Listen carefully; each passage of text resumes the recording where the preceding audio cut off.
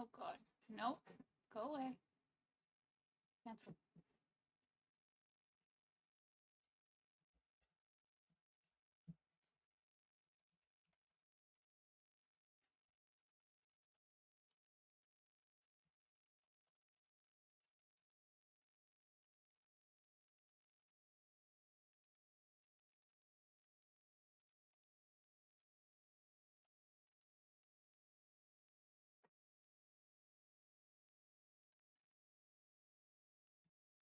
Alright.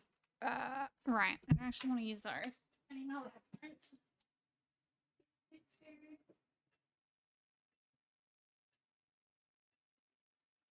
You could turn there, boy?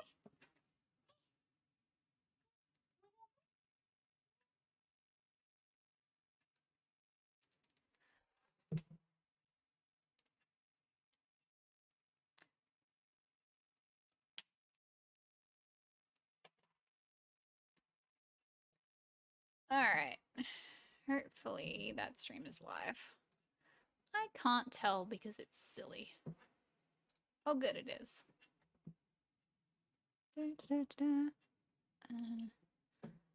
should have my headphone off. I don't know.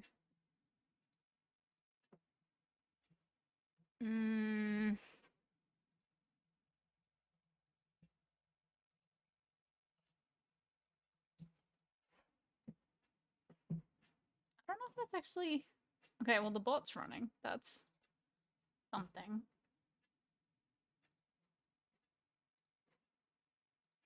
It's not loading on my screen.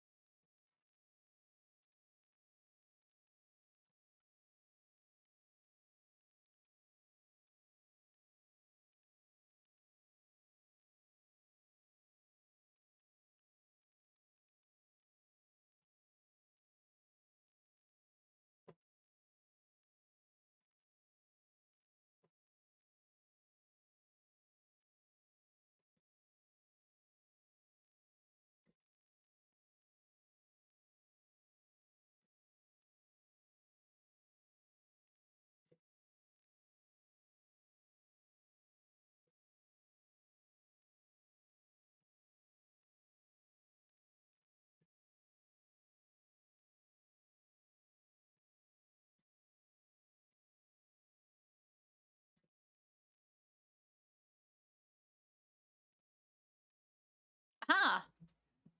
Yay! Alright. Ah! Yay! Okay, cool. Yes, it's only just started working for me as well. So this is good. Thank you for testing, Ham. So this is good. Thank you for testing, Ham. So this is good. Oh, I meant to grab my book. I had a thing. Oh, I meant to grab my book. I had a thing. I don't know where I put my book. Hang on. Hang on. Oh, there it is. Hang on. Hang on. Oh, there it is. I am incredibly scattered today, so and yes, I'm just talking as I walk around the house. It's fine. Almost lost my pen. Anyway.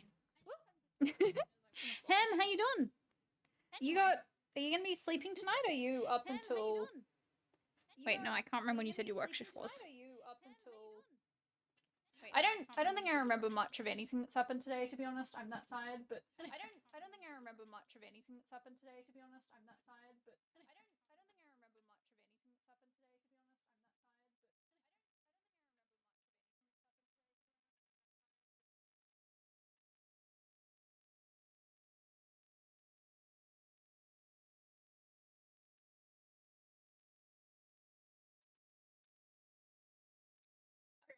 Brush my hair.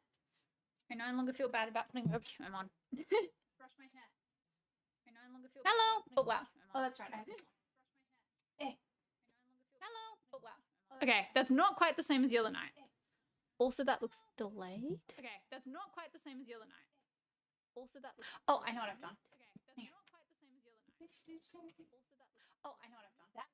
Hang on. I'm having to remember which light we were messing with the other day. There we go. I'm having to remember which light we were messing with the other day. It's very dramatic. I have incredible incredible shadows. But it looks better. It looks so much better. We got there finally. Yeah, what is it doing with the audio?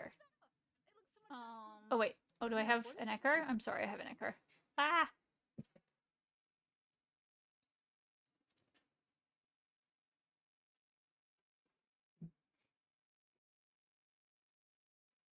Sneaky! Hello, how you doing? Yeah, it's because I had the preview open from trying to get the damn thing working earlier. We good. I always forget to mute that whenever I open it. It looks a bit more washed out on YouTube, which is interesting. Oh no, it's literally when I have Chrome open because Chrome's so white. Oh, jeez. Yeah, that'll do it. That'll do it. Anyway, yeah, how's everyone going? Yeah, today's been a day. Or rather, everything since 4 p.m. yesterday when Con left has been a day. We're gonna go with a day. It feels like a day. Considering I didn't sleep last night, it still feels like yesterday. Chrome ruins everything. I mean, obviously I just need to put Chrome into dark mode. And then we'll be fine? Maybe? Yeah, we'll see about that one. But, man, I just needed to do the thing while I remember. I'm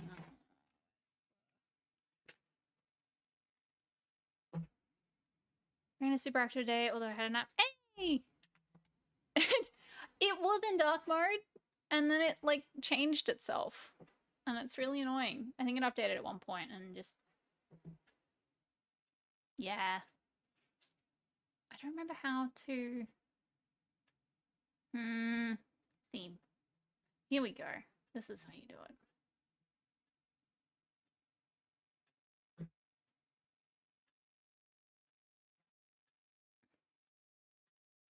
I can't, like, immediately find the one that I used to use.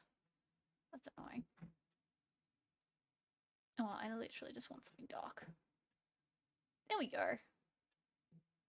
I mean, it doesn't change the bloody...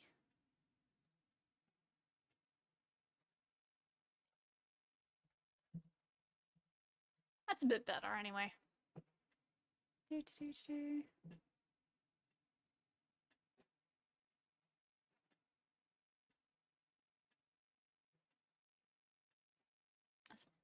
I'm now just, like, going down a rabbit hole because...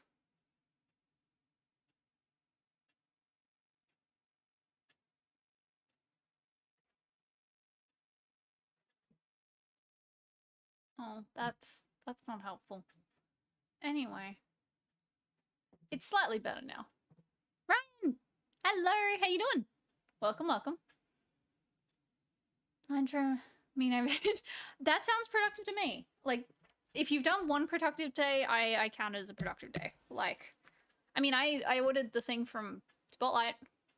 I've ordered a little cube light and a couple of those, like, cloth boxes that I use for various things for organizing around here. Except not, like, the big ones. I ordered 2, like, little skinny things. Brian! No! As in, you're quite ill at the moment, but I'm guessing? Can you get a test? Like, do you have access to tests? I know some places that's painful. Like, they're annoying to get. Meanwhile, my parents got given a dozen when they presented to the doctor with mild symptoms the other week. They don't have COVID. It was fine. But I was like, really? Like, it's supposedly quite hard to get these tests, and then you just hand a couple?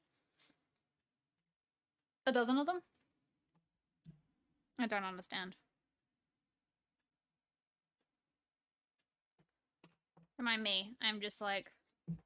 I've been using this one notebook of mine a lot lately, and it's reached the point... And this is like everything. Anything and everything goes in this one notebook.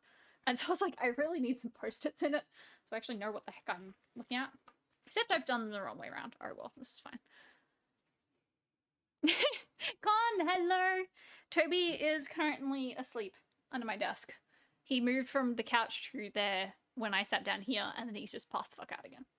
Although, yeah, he tried to jump into the... So I had the basket of washing sitting on the ottoman. So he came over to join me and then was just like glaring at it, going, what the hell, why is it in my spot? And so I just put it down on the floor next to the ottoman. And he jumps up and he circles around on the ottoman a bit. And then he seemed to like, I don't know, realize the basket was full of sheets. And so he just kind of walked off the edge of the ottoman into the basket. And then he had like his front half in the basket, but his butt was still on the ottoman and he was like wiggling around trying to figure out how to fit. Realized that the basket is too small for him to fit into. And then did this weird like hopping thing where he like launched his front half out of the basket. His back half fell into the basket at the same time and then like launched his back half out of the basket. It was like this bounce. So that was a thing. It's, yep. I have a cough. I have some rat tests, but I'll use them later. I'm not actually going out. That's fair. I mean, if it is COVID and it gets bad, you'll want to know so you can treat it sooner rather than later. But I hope not. I do hope it's not, Ryan. That would suck. I'd roll with it. Probably can't do the lawn until Wednesday or Saturday, but at least I'll get it. I mean, yeah, at least you'll have the thing now. So you can do the lawn more easily later. Like, that was why, because I was thinking about going to Spotlight to buy that light today. Which, mainly just to get out of the house, because I had the day off work. I did some stuff in the morning, but I was like, I kind of want to go out and just do something for myself. But at the same time, I was too damn exhausted. So that was why I was originally thinking I'd go to Spotlight. Which I did originally think was in Inverpilly Shopping Centre, in which case I would have also ducked to another couple of shops while I was at it. But then I realized they're not. They're down the street. Like, I could probably get to Indra from it, but it's, like, down the street, which is effort. I would need to Uber, which is money. And the shipping for buying it online is just $10 anyway, so I'd probably spend at least twice that on Ubering. And also, I went and looked at the thing that I wanted to buy at Indro, which is shirts like these from my favourite shop that sells t-shirts.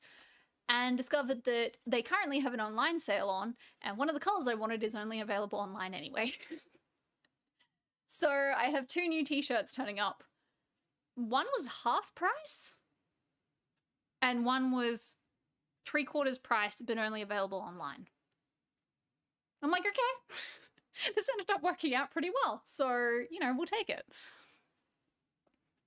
So yes, I have more t-shirts. I've been getting, like, I have a bunch of shirts like this, like, with the V-neck and everything, and, like, little curl on there. This one's from Cotton On. It's one of my newest ones. It's also dying very quickly. But I usually get them from Deck Juba, which is expensive, but does, like, really good quality material. I have shirts from Deck Juba that I bought 5 years ago and wore, like, there was a point in time in which I bought 3 shirts from Deck Juba and basically just wore those 3 shirts every day for most of the year. Like, that was what I wore to work because they were just really nice t-shirts. They're still okay. They're kind of, they look old to me now. Like, they're starting to look a little bit thin and they're a bit stretched. And so, like, it's fine most of the time. But on the times when I do want to look smart but still wear a t-shirt, they don't really suit anymore. So I was like, I want to get some more. I know which one. I know that I like Deck Juba shirts. They fit me perfectly. They literally haven't changed their basics series in like 7 years. So yeah, I just ordered some online and I saved a bunch of money and I got a cool color for it. So I have one coming that's like, I was looking for a color. It's terracotta color. I've got a dark blue and a terracotta coming. So I'm keen for that. It's bad that my brain is my notebook and I actually can access my brain notes. I usually do that, but I've had so many thoughts recently that I'm like, I needed to write stuff down. Particularly because my brain has been jumping between so many different things. Jim! Hello! How you doing? Okay, I still have 2 gift cards. I still 3. Well, okay. I have 4 gift card emails from work. I know I've used up one of them. And I know I've used, at least partially used, another one. I assume they're the oldest emails. But I'm not sure. Because I never, like, deleted them or anything. So, at some point, I'm going to try and buy something from Myers and then have to play the guessing game of which gift cards have I already used. I don't know. I also possibly have used 3 of them. I have no idea. This is going to be fun.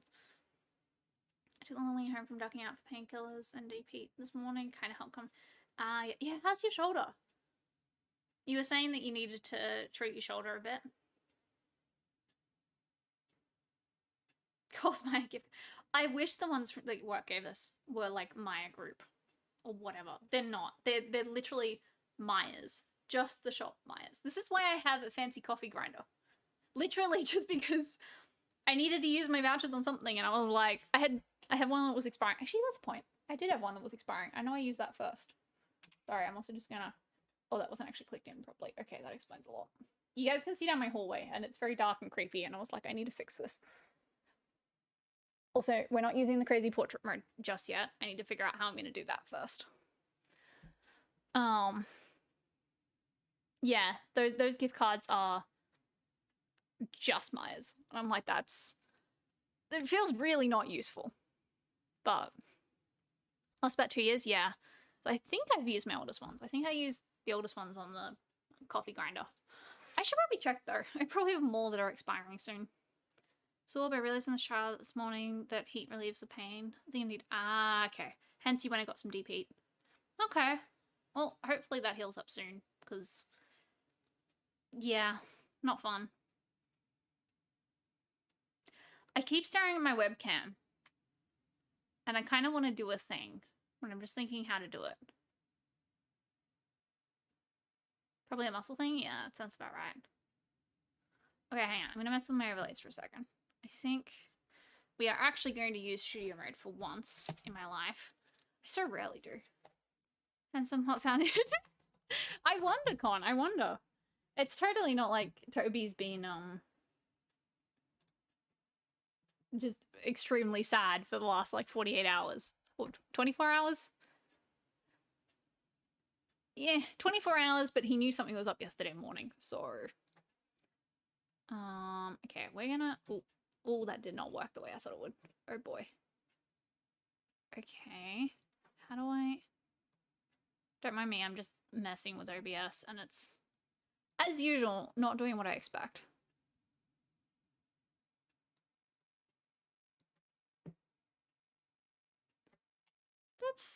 That's better. Yeah, we'll take it. Okay. Alright, so now instead of this, we put... how do I do this again?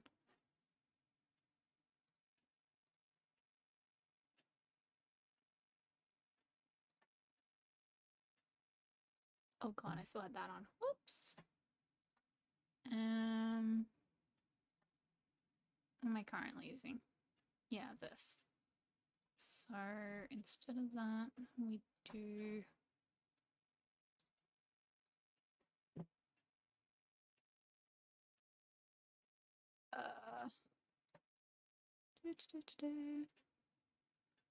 Oh, OBS is really not wanting to, like, resize things nicely tonight for me. Doing a little bit of freaking out here. I think that'll do. Okay. Now put that there. I guess I might as well put it there and then do that. That's better. I like that. Okay. Let's switch out of studio mode. Okay. I've zoomed in, but I've zoomed in using like OBS trickery. And so I shouldn't have lost... I realized when I was messing with this the other day because I was zooming in using the actual webcam software. And I think it's like it's an actual like zoom in the camera. And it does the thing that like the zoom on your phone can do where things get kind of blurry because of it. So rather than that, I'm just kind of blowing up and cropping things a bit. And I think this is a lot clearer than what the other one was doing. Okay, so the only other thing is now I have to go do that in a couple other places. Oh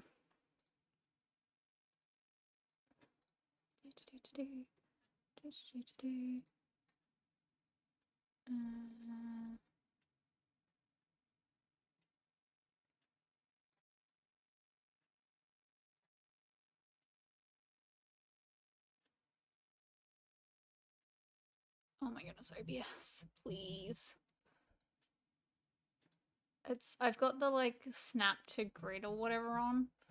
And so every time I try and resize things, it's snapping to like every 50 pixels or something. It's a bit painful. Down there. Okay. And then we copy and we put that into here.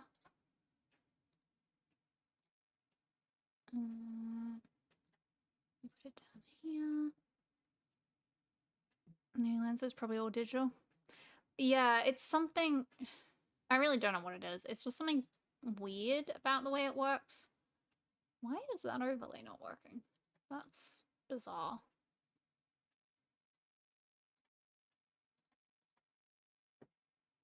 My AFK overlay isn't working. I feel like I hit this a while back and then I just didn't pay attention to it.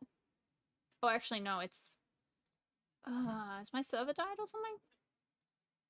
No, it's just being weird. Okay, cool. And then we'll just paste that.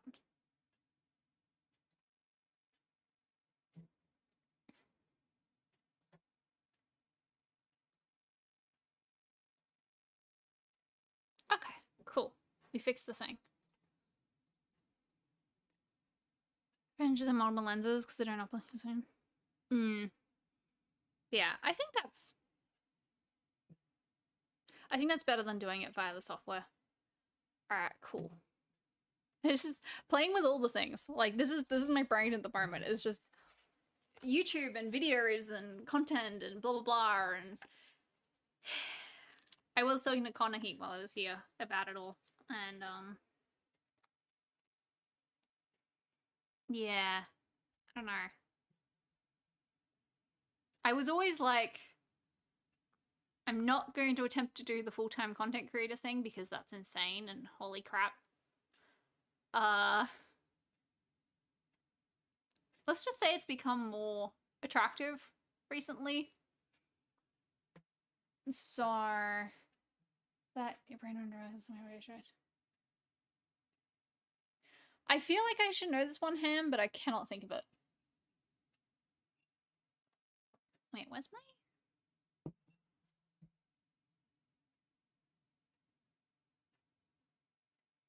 my cup thingy is missing.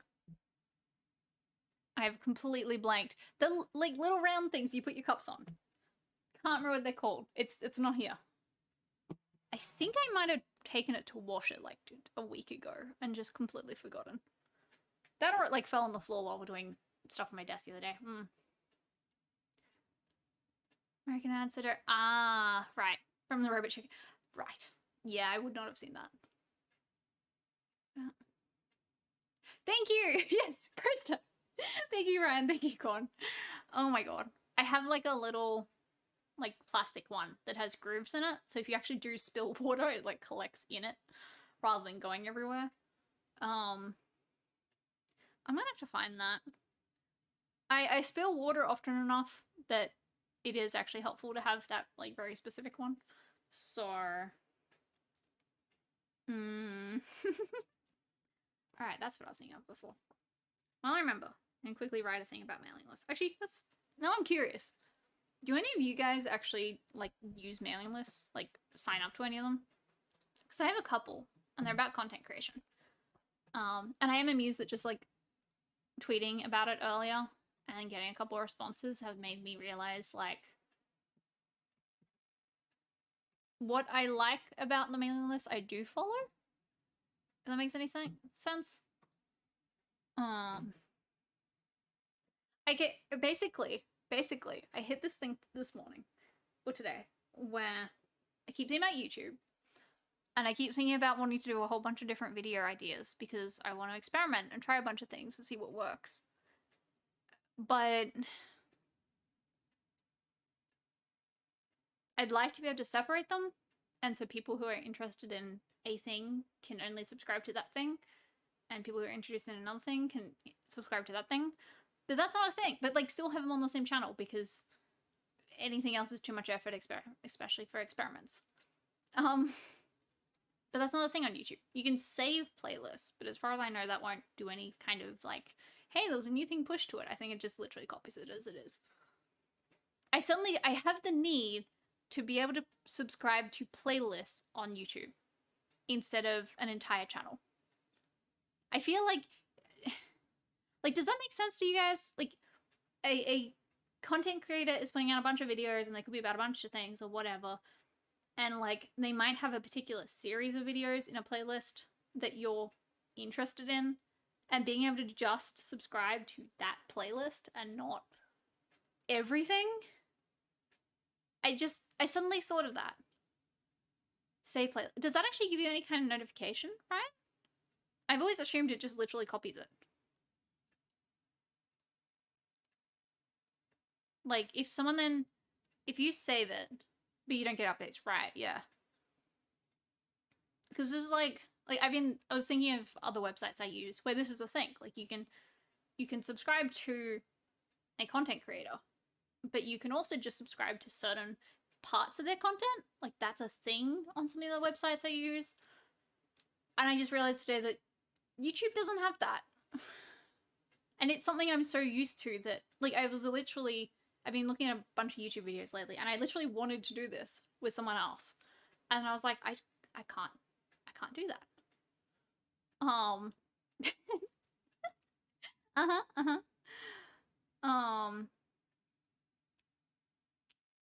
Yeah. And then I was thinking about what I'm thinking of doing with experimenting with a whole bunch of stuff, which also I need time to make things, so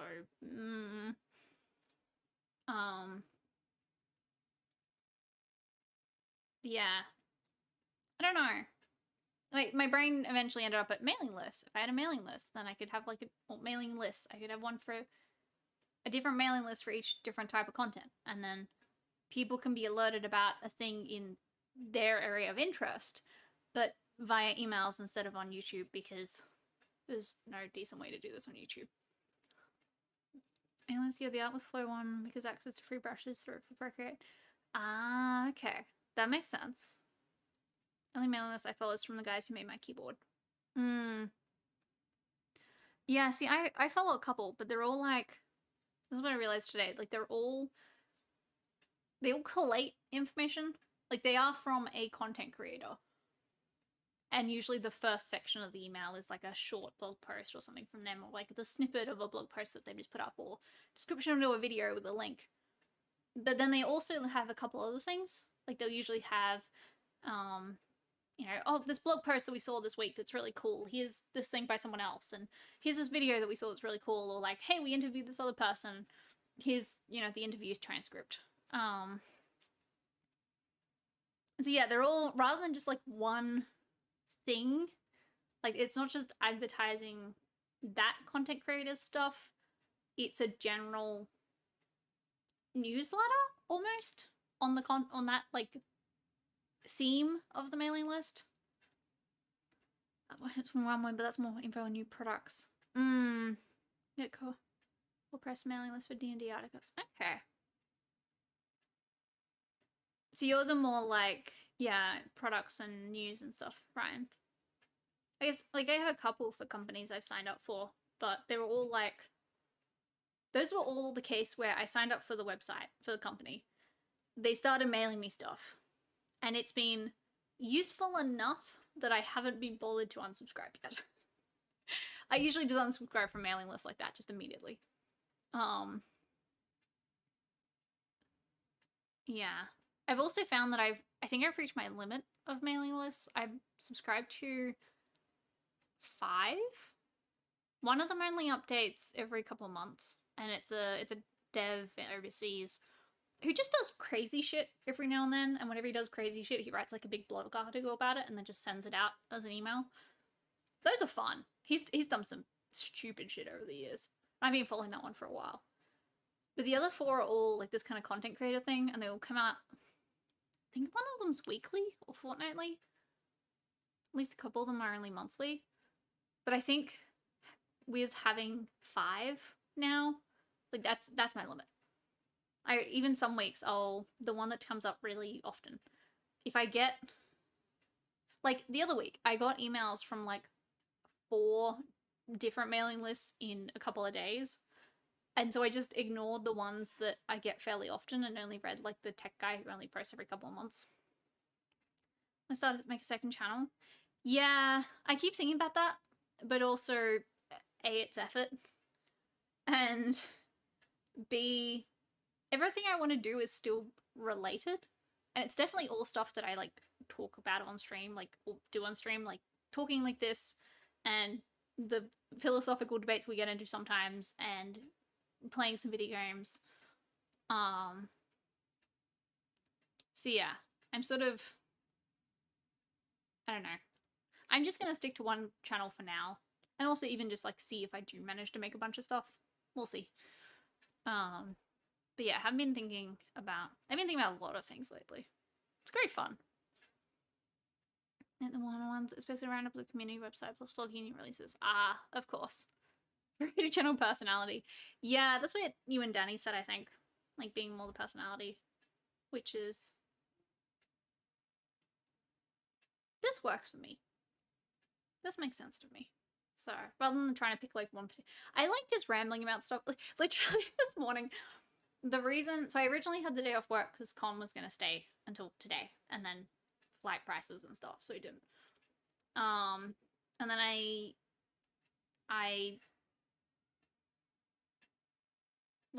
kept the day off work because extra day off work, why not?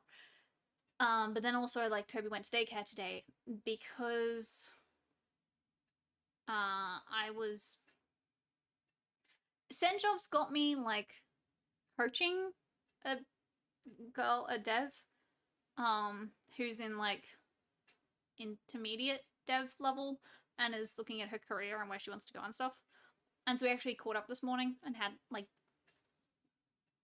I met her for the first time this morning. I literally got, like, across the road from the coffee shop and then went, wait, shit, I have no idea what she looks like. So, like, quickly looked her up on LinkedIn. And she was doing the exact same thing. But I spent the entire hour and a half, actually, just rambling at her about work things and, like, how my career has progressed. But in particular, like, leadership and leadership skills and the things I've had to learn and, like, how you can kind of approach learning those skills and what to look out for and stuff like. And it was just this whole, like, I just ranted at her for an hour and a half. And I felt kind of bad that I dumped so much on her. But I kept, like, I'd think of something and I'd ramble for, like, 10 minutes and then just kind of stop and go, okay, I've hit the end of that train of thought. Like, it wasn't a smooth conversation at all, which I felt really weird about. But I think that was partly just because I was tired and partly because I was just like, oh, yay, topic to ramble about. Which is literally what I do on stream. And so I feel like that's going to be, like, my YouTube channel theme. It's just cat rambling about random shit. Probably philosophical stuff or psychology or gaming or combinations thereof. But, yes. Calma Cat 2, the electric boogaloo. Oh, God. Yeah. I did try to keep it to, like, here's stuff you need to consider if you're thinking about going, like, this career path, or here's the different career paths and blah, blah, blah. But it was very much just me rambling for, like, an hour and a half. Exactly, Ryan. Like, Cat Rants is basically, this is basically, like, I did the little, like, test video the other day. The who am I? Yeah. It was either who am I or who I am. I kept changing my mind on the title. I don't remember. It's kind of that thing, I think. Like, just rambling. Vagrances? Wait. Wait, was that autocorrected from Cat Rants? How many cryptos? No, I refuse. That's one thing I'm like, I'm not touching that with a 10-foot pole. Not in a video. I'll rant about it on stream because stream is kind of ephemeral and hard to, like, people can't search whether or not I talked about crypto in a stream. I'm not making a video on that. That's a can of worms. I told you guys about the work asking me to do a blog post about crypto, right? I don't think autofocus just go weird. Anyway. But yeah, cat rants is basically the plan.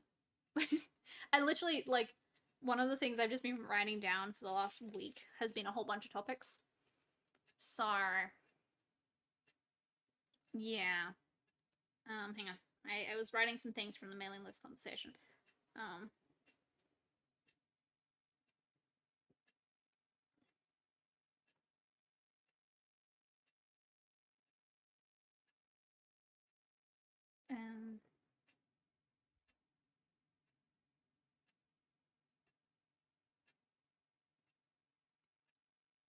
Don't remember. Oh god, you might have missed that conversation, Ryan.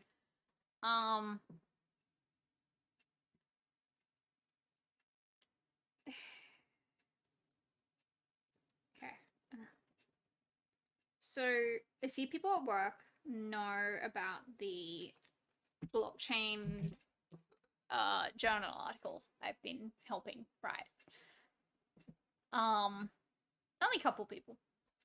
But somehow that has apparently spread to the marketing team. And last week I got an email from the two like blog post writers for the company.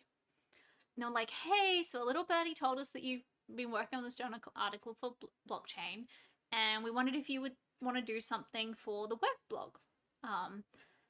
And here's a couple ideas we had, just throwing things out there. And I looked at the ideas they had and I'm like, okay, hang on, something, they've just heard that I did a thing about blockchain and they're like, yeah, here's some they probably just looked up a bunch of commonly searched crypto stuff from Google. Neither of them has any idea what these are.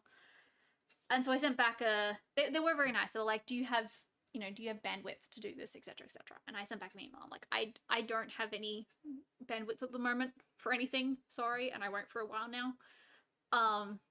And also, FYI, the journal article I've been working on and my general stance is very anti a lot of blockchain stuff. And it's not like the popular, well, I mean, it's not so much popular, but it's with all the hype around blockchain at the moment. I think any article regarding blockchain is liable to be controversial. And in particular, anything I would write about it, unless I stuck very much to this is what blockchain is, would be potentially a bit dangerous to put on a company's blog site, especially for a company that is in no way related to blockchain or crypto. There's absolutely nothing relating them.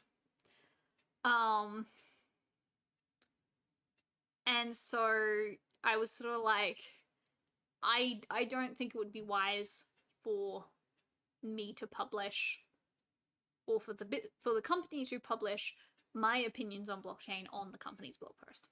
I wouldn't even publish them on an actual, if I had my own blog. Journal articles are a bit of a different beast, and I'm okay with that. I'm just wary of, the any potential backlash and shit. So yeah, anyway, they came back. They were like, yeah, okay, no, that's a fair point. It's probably not great to, write about anything that's kind of hype and in particular weirdly controversial. Well, not weirdly, it is controversial at the moment. They're like, yeah, okay, fair. So I've dodged that bullet. But yeah, that was the thing that happened. That was a conversation I had to have with someone. Blockchain is good until you realize you can do literally anything else to implement things. Yeah, basically. There's 2 legit usages of blockchain that I know of that make sense to me. Okay, no, 3. No, I take back the 3rd one. There are 2 legit usages of blockchain that I'm okay with, and it's still arguable whether or not you should just use traditional systems. everything else that I keep seeing pop up. I'm just like, no, just stop. Just use a bloody database. So, she's trying to snuggle me to death. I mean, this is fine, right? She's tiny. Like, she can't do much damage, right? Death by a pet is a fine way to go. This is true. This is true. I think Toby was trying to snuggle earlier, but then it was also kind of hot because we just walked back from daycare, and so he kept like coming over to me and like cuddling up against me, and then he'd lie there for a couple of minutes, and he was like, "Okay, no," he disappeared up to the other couch. I think in one. What is the other? What do you mean, Jim? Oh, the two usages. Controlled cryptocurrencies, which is a whole other thing, but like internal usage within another system. In which case they often don't become currencies as such, as more just like tokens. Anyway, that's a whole thing. And smart contracts in legal applications. That's honestly probably the one thing that I've seen that actually makes sense. As long as you're doing all the like choosing a system that isn't terrible for the environment, etc., which you can do in that case, because usually you don't need to use proof of work. You can use permissions. At least from what I know of them. So, yeah. The third one I was thinking of was this use case I saw recently for database access logs. I don't know if Sneaky, you might in particular have. I might say that, and you might go, "What the fuck?" Literally putting the database access logs on the blockchain so they can't be leveraging the immutability and the difficulty hacking them. And the fact that blockchain entries are chronological. Yeah, smart contracts for legal cases. Like, that was one of the early things that popped up, like, years ago. There is established companies that do this. And it actually makes sense. Like, they've set up the system in such a way that you have a contract and you have all the people signing it, you have the lawyers, etc., and they all have appropriate permissions. And so the entire reason things go on the blockchain is so that you have that immutability and the chronological state again. And the hashing makes sense because blah, blah, blah. Also, a contract is usually just characters. Like, it's not images and things. There might be some images, but it's not going to be, like, anything crazy. And if you do need images, I'm sure that there should be a legal way to, like, reference them elsewhere or something. So, yeah, I've seen some usages of blockchain for legal reasons that I actually do like. Like, it makes sense because you're leveraging the actual, like,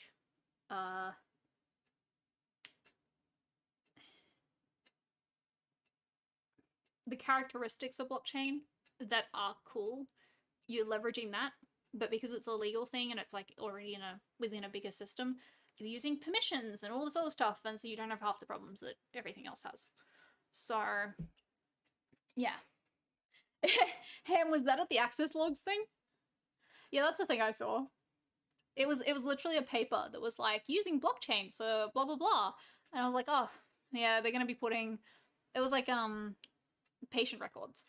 And I was like, oh god, are they putting patient records on the blockchain? Like, that seems ridiculous. And then you actually go look at what they're proposing, and no, the patient records are on a standard database, but the access logs for the patient records are in the blockchain. Questions? Pratik! Hello, welcome back. How you doing? Permissions, not commissions. So, the usual thing with blockchain is that you're operating. Sorry, I'm going on a whole rant. I don't know how much you know, Pratik, so I'm just going to start from the beginning. The usual thing about blockchain is that you are operating in a low or no trust environment. So that is, anyone can join the system, anyone can start trading in the system, nobody trusts anyone else, or you assume nobody trusts anyone else. And so therefore you need all these safeguards in place to ensure that no bad actors can take over the system. So proof of work it's gambling. It really is. It's gambling, and you raise your chances by having a better computer. Like, that's it. Instead of paying more, but technically you're paying more to have a better computer, so same thing. it's literally gambling. And the reason it has to be gambling is because that the probabilities and the random chances make it harder for a bad actor to take over the system. If there was a way of mining the blocks and confirming the blocks in such a way that a bad actor could force themselves into the process and take over specific blocks when they want to, you'd have a massive security flaw. So proof of work, it's based on gambling, because then you make it really, really hard for a bad actor to do anything bad. A few other systems are similar things. They're usually like, as long as you can trust X number of people in a system, then you're fine.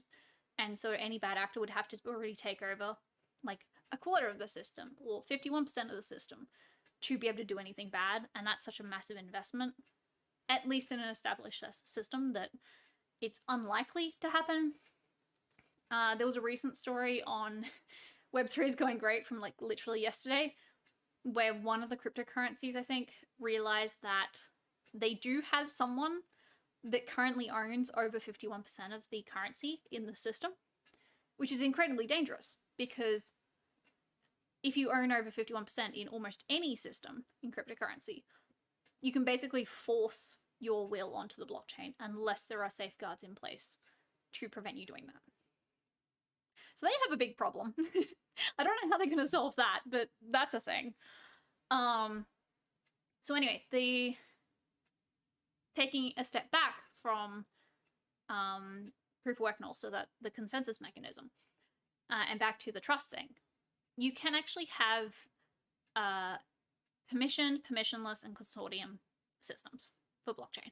Permissionless is the normal one. You have no trust in anyone because there's nobody in control. Everyone is equal. Permissioned is everyone involved in the blockchain has a permission level. So they're allowed to access this data, but not this data. Or they can read the blockchain history, but they can't add transactions. But then there'd be other people who can add transactions, etc., etc. It's the usual thing with permissions where you have like read, write, like a Google Doc. Like literally you can set, so some people can edit, but some people can only comment, or some people can only view. It's that kind of thing. So yeah, you have permissionless, which is the normal one. You have permissioned, which is really strict. And then you have consortium, which is the halfway point, which is there is a consortium or a group of people who assign permissions to other people. So they're like the admins, and then they assign permissions to other people per whatever agreement they have. So, if you're in a permissioned or consortium system, you no longer have that no trust environment. Everyone in the system has a role, has some kind of known access level. Yeah, good point, Ham. Good point. And so you don't need a consensus mechanism that, yeah, exactly, Pratik. If you have permissions and if you have at least a certain level of trust or a certain level of control over who's in the system, you don't need to be dealing with bad actors in the consensus mechanism. You deal with bad actors in the sign-up or registration process or something instead. Connor, hello, how you doing? And so you no longer need proof of work. You no longer need all the consensus mechanisms that are incredibly compute intensive and bad for the environment. You can just put all of those aside. Those don't matter anymore. Like if you're in a consortium, then either the admins are the people who allow blocks, and maybe you say like, if 2/3 of the admins agree on a block, then cool, it goes through. Or literally the admins could assign people, and this is the same as in a permission system. You could literally have people assigned to mining blocks, like to checking blocks. That can be someone's job. And so you don't need any of the crazy computation. You don't need any of the environmentally damaging thing, at least in terms of consensus mechanism. You literally just shortcut all that and go, yeah, cool, there's like actual people out there and this is their job. And I guess if they do something bad, then we fire them. And so that's where like a lot of the legal, I was talking earlier about smart contracts in legal contexts. So you literally have like a contract for a house or something. And the buyer, the seller, their lawyers on either side are all like actors on a contract, and they all have the appropriate permissions, and everyone has to sign things and blah blah blah, and then that goes into the blockchain. And like, because it's permission, because you know who everyone is, then you just literally have someone at the end who's designated to like check the contract's all good, and then it just goes in the block. Done. Easy. Right. Yes, it is centralization, although consortium is designed to be semi-centralized. Like, that's the point of consortium.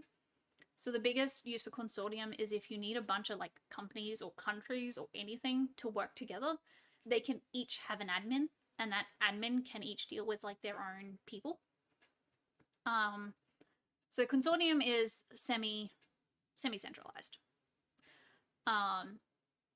And of course, the thing that we keep seeing with a lot of the big problems that are happening, like all the people currently getting sued for bad crypto schemes, is that when you have a decentralized system and something goes wrong, people look for someone to blame. People lose a bunch of money. They go, oh, how do I get my money back? Who do I sue?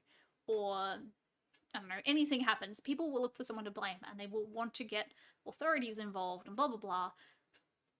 And like, either that doesn't work because things are decentralized and those authorities have no power, or it has to become at least a little bit centralized so that the authorities do have the power to actually deal with all these cases. Wait, what are you doing? All right, just healing after a week of straight climbing. No, Gunnar, look after yourself. I went climbing with Con the other day. Apparently the last time we were there was exactly a year and a week beforehand. My muscles are still sore. That was Friday, but we did bouldering, which I haven't done in ages. So we did both top line, top rope, and bouldering. We were there for an hour and a half, and I was so sore. Goes wrong, then can I blame Clever? Well, that's the thing. Like, if it's decentralized, who do you blame? Like, all these systems that are cropping. And this is the other thing. Like, bloody, even when something's decentralized, someone has to start a blockchain project. Someone has to come up with the idea, set everything up, blah, blah, blah. Someone is actually in control of that. That is always, there has to be someone behind it. And if they take a step back and completely get hands off, which the guy who originally like came up with the idea for Bitcoin, being completely anonymous, nobody has any idea who they are, they have no say in Bitcoin. And therefore, like, it is actually decentralized. Except for various other things, but anyway. But like, you look at all the NFT projects and stuff. Yes, the data within them is decentralized, but the actual control and power over the project of the system, that's not. There's always someone in control of the system. There has to be. Like, that's the only way that these things work. And so it's like, you have an NFT project and it rug pulls, and someone tries to sue the group who like started the thing. Someone is still going to get blamed for it. Like, the authorities still have a target to go after. And so it's just, yeah, I don't, there are potentially uses for blockchain in the open market, in the public sector. Well, public sector, I mean like just anyone and everyone. But I don't think the technology is anywhere near to a state where it should be right now. In the private sector, in like the legal context I was talking about before and such, sure, there are companies that have found a good use for these and for this tech, and they found those uses like 8 years ago. There are well-established companies that are using blockchain tech in smart ways, and it was working for them. So I'm not going to say like all blockchain usage is bad, full stop. But yeah, there's a lot of the way it is right now and all the things that are cropping up around it. It's not, nothing about this is sustainable. Nothing about this is going to end well, from what I can tell. And so I'm just sort of watching it all and very much staying away from it. I got a job offer from someone I used to work with recently, and they work for a finance company, which has historically not been into crypto, but has recently decided to get into crypto. And they are just a trading platform. They're not, I think they're like joining other crypto systems so it works with theirs. But I was still like, no, I don't. That still means that company is investing money into supporting crypto when that money could go to the rest of their platform. And I worry about any company and their future if they're doing that at the moment. So it might turn out fine for them. But yeah. I don't trust any of the market at the moment. Anyway, you guys got me ranting for like half an hour. Pratik, let me know if you have any other questions about blockchain or anything. I don't know if you're involved or anything. This is something I studied it in uni, been keeping an eye on it ever since. I have many opinions on blockchain and hopefully decent ways of explaining them because I've explained blockchain and all the shit around it to my mom a few times because she's very interested in finances and stuff. And she was getting ads for cryptocurrencies and dad was getting ads for cryptocurrencies, and dad is the kind of, like, he has some stocks and things, but he doesn't really understand it. So I was kind of telling mum, like, okay, this is how it actually works, and this is why you should not let dad get into it whatsoever. You study blockchain in uni. It was part of our senior security course, like the high-level security course, because we were studying cryptography, and it's an application of cryptography. But I, in particular, we could choose to do a normal assignment for the end of that course, like a normal project, or we could choose to do these sponsored projects from some of the local companies who were into crypto or were looking at getting into crypto. I did the latter. So yeah, we had I was part of a group of 3 that did a analysis of all the big blockchain platforms that existed at the time. This was back in like 2016, I think, so it was a while back. 2016, 2017, somewhere around there. Most of those platforms are dead now. Yeah, so I did an analysis of the different platforms at the time and went into like the differences between how they were implementing blockchain and blah blah blah. And then I completely forgot about blockchain for like 4 years. And then all the NFT shit, etc. started cropping up. And I was like, well, I guess I'm at least going to keep an eye on it. So, yeah. President behind it 5 years ago. It wasn't as developed then, and ignore the people problems of bureaucracy and tech will. Yeah. Guess hasn't changed much. I do see a ton of public government spending where public knowledge would be useful. Yeah, see, stuff like that. I could see that. Like having, and that would be a permission system, I assume. Like that would be, people in government would be able to add transactions and such, but the public would be able to only view it. So that would be a permission system. But then it's also like, well, why don't you just use a database?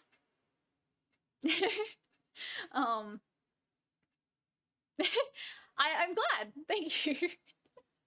This is, yeah, something I've had to rant about to too many people too many times. Yes.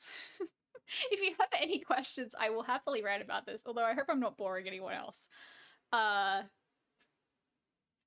I will happily rant about blockchain stuff at any point in time. I'm always like, I always kind of am reluctant because I know some people don't want to hear about it because I've been hearing too much shit. But also I enjoy ranting about it. So, yeah.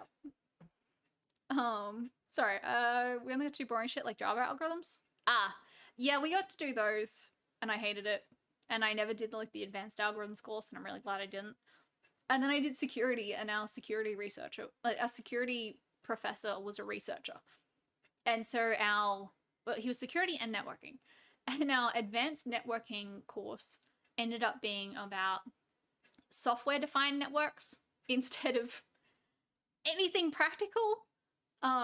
Software-defined networks are a complete reimagining of the hardware and software that underlies the internet, like completely starting from scratch. How would we design the internet if we were inventing it today with all the things we've learned from how it currently exists? So I did a course on software-defined networking, which has never been useful, but it was fascinating. And it was a really good exercise in thinking outside the box. Like, not just accepting this is how the internet is, this is how it will always be. It was like, no, like, what are the problems and how can we actually fix them if we were able to redo everything?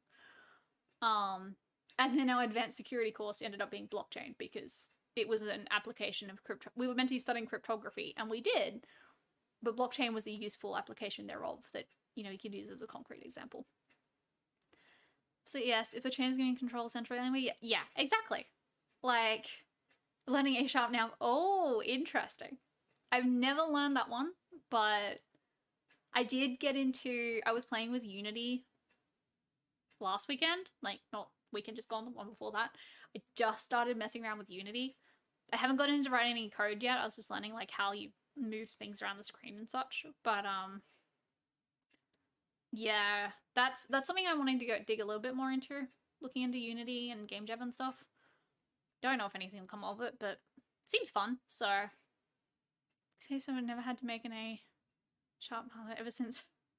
Oh wait, no, I was thinking of something else. Right, A*, yes. I don't think I've had to do A* since. Yeah, I did A* in Java and in something else. Mostly in Java though. I was thinking of a language, not the A* algorithm. I don't know how I just... Please ignore that. I have had to use some of the theory behind it for something. I don't remember what. I got to throw Dijkstra's at someone once in an argument. But yeah, you really, unless you go into the field, like, no. The only reason why I like Java, that's another reason I hate myself for choosing Java. Learn Java and then learn why you hate Java. Yeah. Yeah. Oh, there's a really fun test. I can never remember where it is. There's like a test somewhere, and Spider would know it if he was, I might ask him later. It's like, how good is your Java knowledge? And I think it's quite outdated now. I think it's based on like Java 6 or something. But most people fail miserably. Even people who like write Java as a day job, this gets way down into like the very specifics of Java. Apparently most people who are used to Java and think they're good will fail miserably because there's like tests, and it's just a GitHub repo. Like, it's just, you can clone it and have a go. But it's so like specific and gets down into the absolute insanity of Java that it's damn hard, basically. Like, I'm used to JavaScript, and I will just unconsciously deal with a lot of JavaScript's weird quirks. I don't like Java. I would not. No. Just no. Really good way to teach recursive logic, which I have. Yeah, recursive logic I use a lot. Well, I do, the company I work for is, our coding style is based in functional programming, not, I always forget what the other one's called, what the opposite's called. I can't remember. My brain goes to object-oriented, but I'm not quite sure that's the right term. It's an alternative, anyway. So yeah, recursion is a thing. Also, recursion in JavaScript is fun.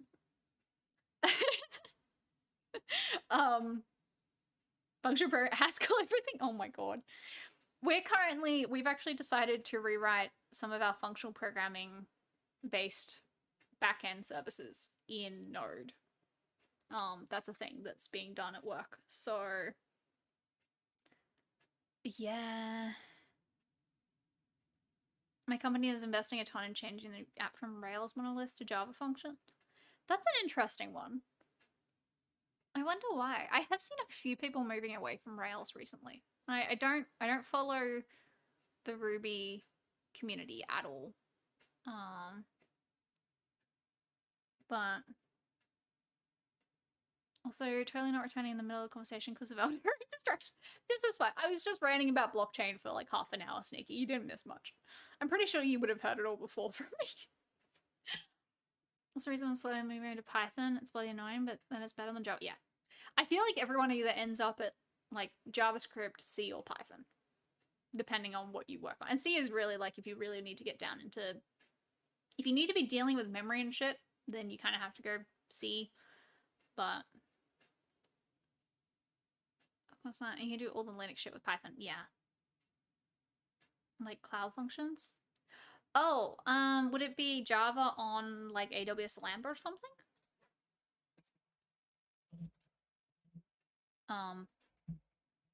I don't know what languages Lambda supports. Wow, that loaded really badly. Java, Go, PowerShell, Node.js, C#, Python, Ruby. Is it Ruby or is it Ruby on Rails? I'm guessing it's just Ruby. Wait, no, Rails is, yeah, right, of course. Yeah, so they'd be moving to Lambda. That always confuses me because I'm used to the concept of Lambdas from functional programming. Like that's a concept. And then they're like, yeah, AWS Lambdas. And it's like, tangentially, the name makes sense, but it's not quite this. Makes my head hurt. Yeah, it sounds like they're trying to move towards like using AWS infrastructure and such, which is fair. Like everyone's trying to do that these days, or have been trying to do that for the last 5 years. So, and some of us are comfy in Swift. I have written Swift. I did an online course thing in Swift at one point, and I was like, yeah, this is kind of neat. And then I've never used it since. But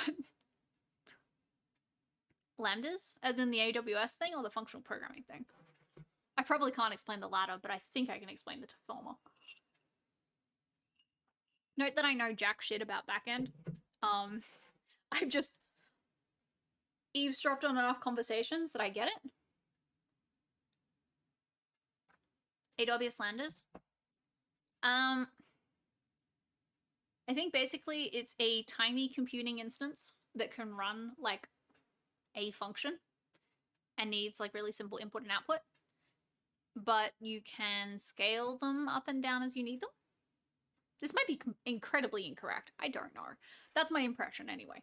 So like if you have code that is in the right language and you have like units of it, so rather than having the monolith, have a whole bunch of little units and know how they like fit together to do the same functionality as the monolith, then you put each of those little units in an AWS Lambda and then you hook it all up in the AWS infrastructure. And then whenever it like triggers at the start, it runs through all your Lambdas. And that more easily hooks into all the other AWS services, like all their logging and blah, blah, blah. And so I think you can, by using Lambdas, you get access to a lot of the other AWS stuff. And so you can put a lot more like load balancing and analytics and all this other stuff into it. That's my impression.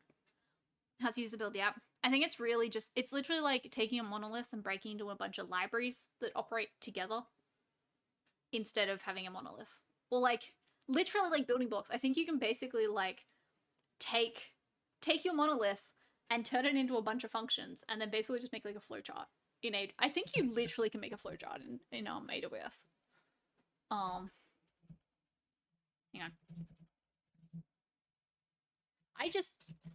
I did a AWS conference at one point.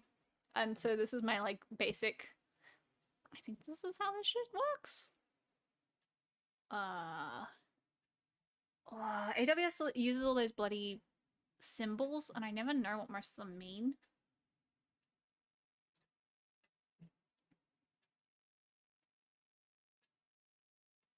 These diagrams are not helping me at all.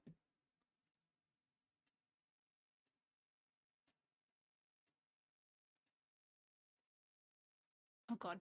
Demystifying cron job through AWS Lambda and serverless. Uh-huh.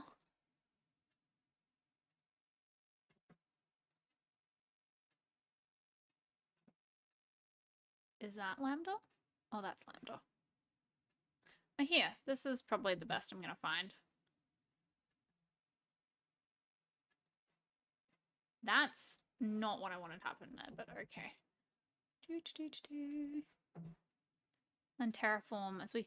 So many people are talking about Terraform lately. I just keep hearing about it. It's like, okay.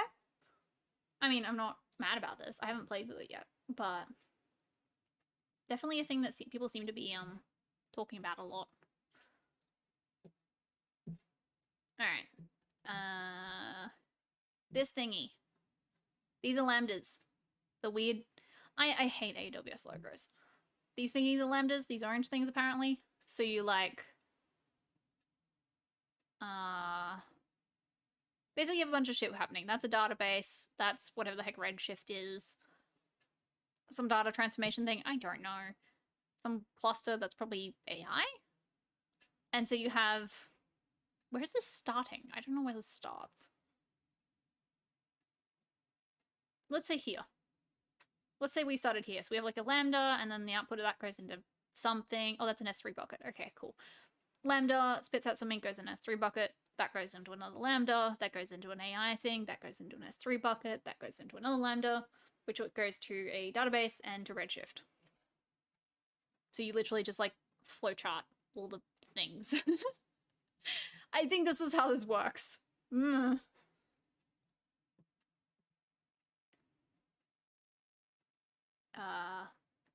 I really need to like fix my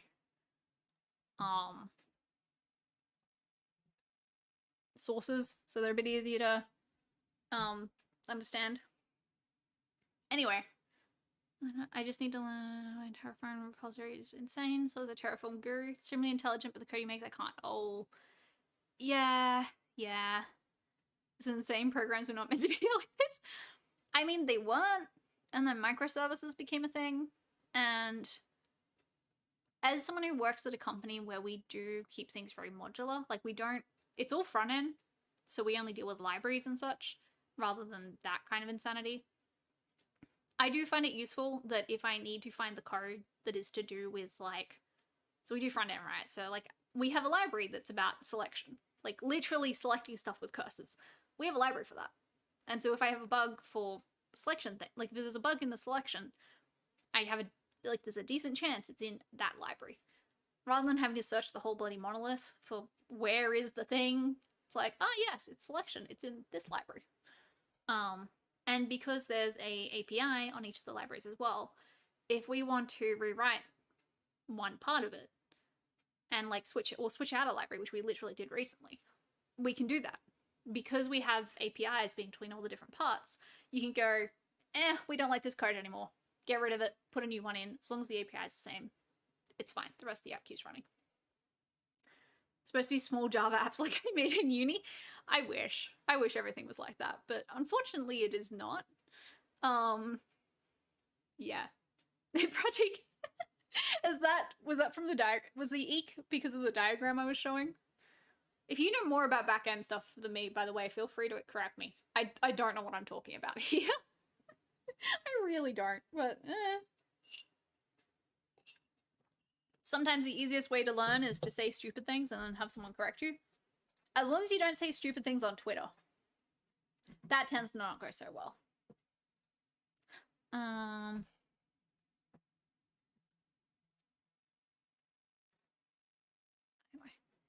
The diagram? Did that make any sense? Like, do you know AWS stuff, or? I really don't. I was going purely off, I know what the Lambda logo looks like, and then trying to figure shit out from there. And some of them said S3, which helped. Also, my Switch wasn't even plugged in, so now it is. Is that working? Oh, there we go. That's working. And so you have to even see how our app looks, the one we support, as in like the final product. HVRS stuff for nothing about. Ah, yeah. I made attempts. Oh, look, it's Picross. Oh dear. Wait, I turned this off earlier. Wait, no, I didn't. Why is it not coming through? What have I done? Oh, there we go. Whoops. I clicked a button I shouldn't have. I was playing Picross the other day. Yeah. I attempted to teach myself AWS stuff at one point. One of the websites I maintain, I tried to use S3 for it. And I did okay, but like, it was so confusing. I had to follow so many tutorials and like splice things from different tutorials together to do what I wanted. And I kept finding some tutorials were missing things that you really needed to do to get stuff working. And so I ended up giving up eventually and just putting it on a Linux server somewhere. Yeah, I've heard that the problem with AWS is that basically you already need to know AWS to be able to read the docs. Like, there's no entry-level AWS docs. You have to have some understanding of what you're doing already, or at least like how AWS works, to be able to understand what the hell the docs are doing. Which, I don't know if that's just bad docs writing, or if it is an actual like marketing ploy to get people to go to their like seminars and courses and things. I wouldn't be surprised. I know a fair few tech companies that do that. And for some other ones, I'm like, okay, this is fair. Like, how else would you make money off the thing that you do? But for AWS, I'm like, really? Why don't you just have decent docs? Anyway. Yes. Sneaky, I was playing Picross the other day. I opened my Switch up and it was on Picross and I was like, oh yeah, that's what's the thing. Entry level written by yeah. Sandorf, hello, how you doing? Yeah, that was what I ended up hitting. Like, I was trying to follow the AWS docs and I'm like, this makes 0 sense. And so yeah, I ended up following like 3 different blog posts at the same time and like splicing them together. AWS certs are useless? Yeah? Like, is the information just not practically useful or? Because I had wondered about that. That is not going to stay there for an extended period of time. But anyway. Sounds like OpenShift docs. Oh god, I've never looked at those and I'm not sure I want to. Only up 4 hours late. No! Zanjob! I was hoping you were sleeping after everything. I have realized my new lighting means that I am a lot more lit by the screens. Because I usually have a big light over there, but I don't at the moment. That is really loud. Holy crap.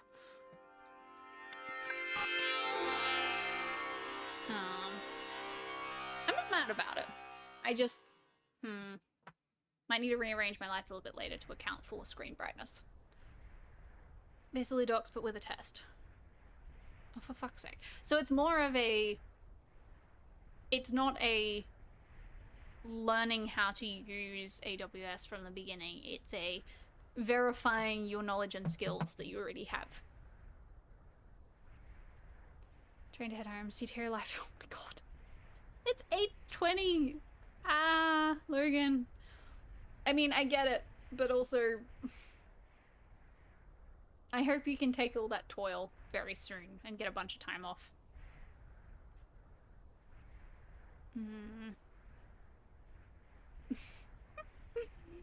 God. At home, get some rest. Yeah. God. Your release went all fine though? Sounded like it did from the... well enough, I'm guessing.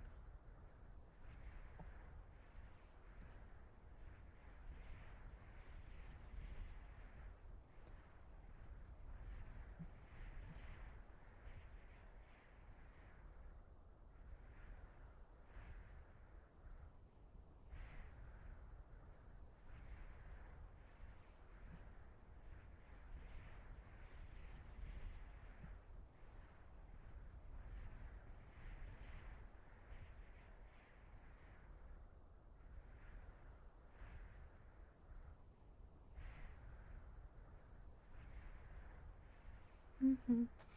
3-day weekends per month. Oh, that's gonna be nice. Okay.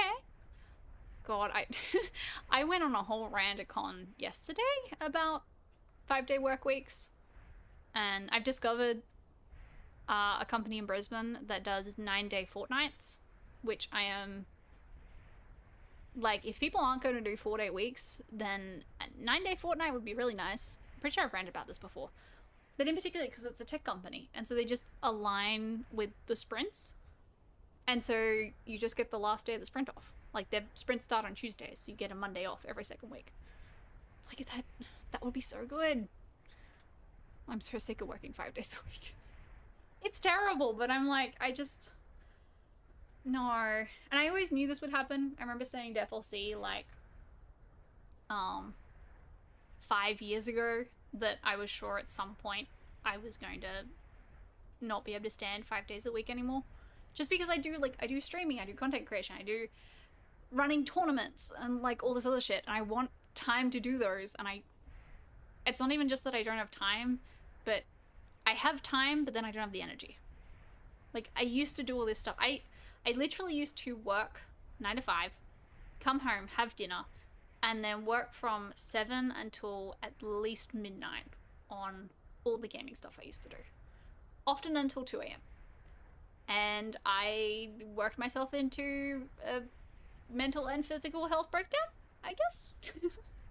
I got really sick from it. And so it's like, but I still want to do all the things. Like, in particular at the moment, I was talking at the beginning of this, like, I want to make a bunch of YouTube videos. I want to try experimenting with YouTube and seeing how I can go with that. I can't do that if I'm working full time. So, yeah, I remember those days. Yeah, the days when I used to go out drinking with you and the others every Wednesday, Jim. Yeah. Yeah. I was drinking quite a bit for a while there as well. Did not help. My 5-day said weekend got interrupted, but was kind of bored. You really don't do well with holidays, do you, Ham? Being out interviewing and drinking went well enough. I clocked off work. Oh, that's good. This is really good then. Okay, cool, cool. The company I'm contracted to do does the 9-day fortnight. I'm so jealous, Ham. You mentioned that before, and I'm so jealous.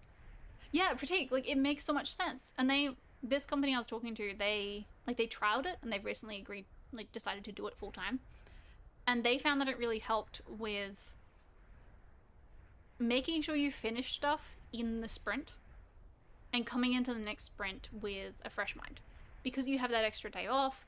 In particular, it's a weekday, so things like government agencies are only open on weekdays. You can just do that on that every second Monday. Like, for me, I need to put Toby in... Well, someone needs to look after Toby for me to go out for more than about 10 minutes. But daycare is only open on weekdays. So I end up doing stuff in my lunch break a bunch because he's at daycare and I can take like an hour to go do stuff. But like that doesn't work if I've got to go to somewhere and it's going to take like 3 hours. I end up having to take the afternoon off or something. But yeah, apparently this company was saying like it was really working for them, switching to the 9-day fortnights, and aligning it with the sprints and all this other stuff, and like just productivity went up. Which is what every study about this says. But, like, for some reason, it's just so hard to convince anyone to do it. And, like, yeah, if you're not going to do 4-day weeks, a 9-day fortnight sound like a pretty good compromise. Where's your hustle? Not working 18 hours a day? I know, right? God. No, I did... Basically, I moved out of home. I no longer spent 4 hours a day commuting. And went, I have all this time in my day, and started doing all the things, and then started doing way too many things. And then, yeah. Also note that at one point, I was also going rock climbing at 6 a.m. in the morning, 2 or 3 days a week. So I was working on shit until 2, sleeping 3.5 hours some nights, and then getting up to go rock climbing at 6 a.m. in the morning. When I'm not a morning person, I already have a sleep disorder. Or most likely have a sleep disorder. Considering how dead I was the other day from not using my lamp, I'm pretty sure I still have the bloody disorder. Yeah, that was a bad time. Alright, Pratik, thank you for hanging out. See you all. I hope you can get it. The more companies we can convince to do like 4-day weeks and 9-day fortnights and stuff. Yeah, I'm really just hoping it's gonna snowball at some point and it'll become normal.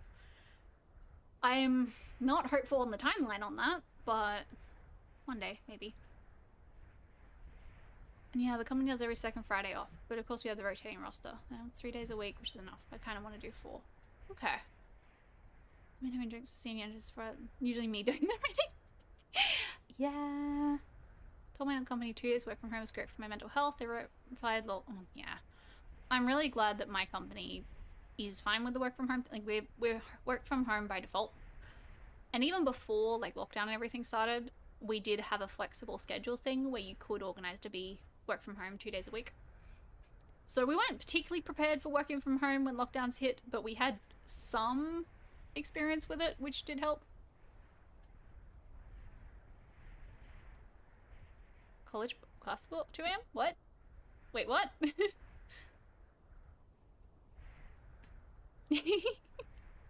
Oh, good luck, Pratik. Good luck. Fuck not having at least a partial work from home? Yeah. I couldn't go back. Like, I could not go back to working in an office. Maybe 1 day a week, maybe 2 days a week. But not full time. I don't think I'm ever going to be able to do that again. But also, again, this conversation started with, I don't want to be working for 5 days a week anymore. I don't know how much I want to be working for someone else anymore. This is a fun conversation I've been having with myself. I had my, like, existential crisis in, like, December and January, and that was about work and career in general. And then I think the more I looked at jobs in tech and my opportunities and things there, I kind of just started going more towards, but what if I don't work in tech? Which feels really weird. I feel like I'm having an existential crisis on stream now, but anyway, this isn't the first time this has happened. Yeah, I don't know. Like, oh, that's for the 2 a.m. college basketball game. Did you mean? Oh, right, like overseas. Okay, that makes more sense. I was very confused there too. Current codes group stuff. I'm fully remote with options of office work, and if I wanted to, I think I could get 9-day fortnight. That would, yeah, that's really good that you got a better place, Ryan. Like, I don't know. I feel like there's definitely people in this world who are comfortable just working for someone else 5 days a week, whatever, like they're just kind of cool with that. But I think as my health has gotten better over recent years, and I've had more energy and more opportunity to actually do things, and even to think about things I could do, I'm finding I have more and more drive to do the things, and I'm getting more and more annoyed at not being able to. Especially when my brain is like, you could do the thing if you just worked on it 7 till midnight every night instead of relaxing or, you know, doing anything sensible or sleeping. But I'm also like, no, but I've done that before and I made myself sick and I need to not do that again. Was literally, I have a new psychologist as of last week. My last one went on maternity leave. And I was literally talking to the new lady about this. And she's like, this is good. You've learned to not wear yourself out doing all the things. I'm like, yeah. But also it drives me crazy. Because I want to do all the things, but I'm also prioritizing my health. Give me mistakes, I'm also working with me. See, I did wonder about, like, getting promoted at work and having more say in what we do and stuff, and if that would be enough to sort of help get me through things for a while, which is, I guess, part of the reason I'm sticking with it and seeing if that does help. But it's like, I don't know. There is also potential that if I just worked in a completely different industry, that would also be fine, because it'd be more tangential to what I'm actually interested in these days. If I was learning skills that I could apply to the things I want to do at work, that would probably drive me less crazy. And I think I used to be, and that helped. But these days I'm not. So sometimes, but it's definitely petered off. Insane OpenShift stuff for insane AWS. I feel like, no, actually, I was gonna say maybe the AWS would be better, but I really don't know. To me, work is the thing you gotta do to eat, but I don't hate it. Bonus. See, I was like that for a long time. Like, that was why I was just like, yeah, going to engineer, I enjoy it enough. Like, I'll work and I'll get money and I'll get a place. I do think finally buying this place, like having a place, having a mortgage, started like unlocking something in my brain, because that was a big goal for a long time, was work enough to save up enough money to buy a place. And then I did that, and honestly it was like, well, what's next? Like, literally, what do I do next? What is my next goal in life? Still don't know. It's been 2 years. My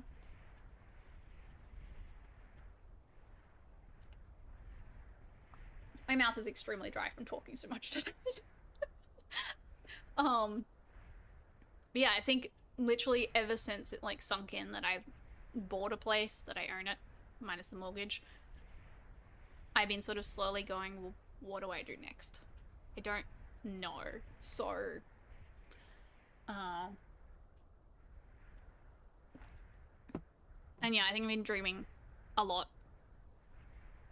Like, for context, back when my health was like at its worst, I didn't think I'd ever be able to keep down a full-time job.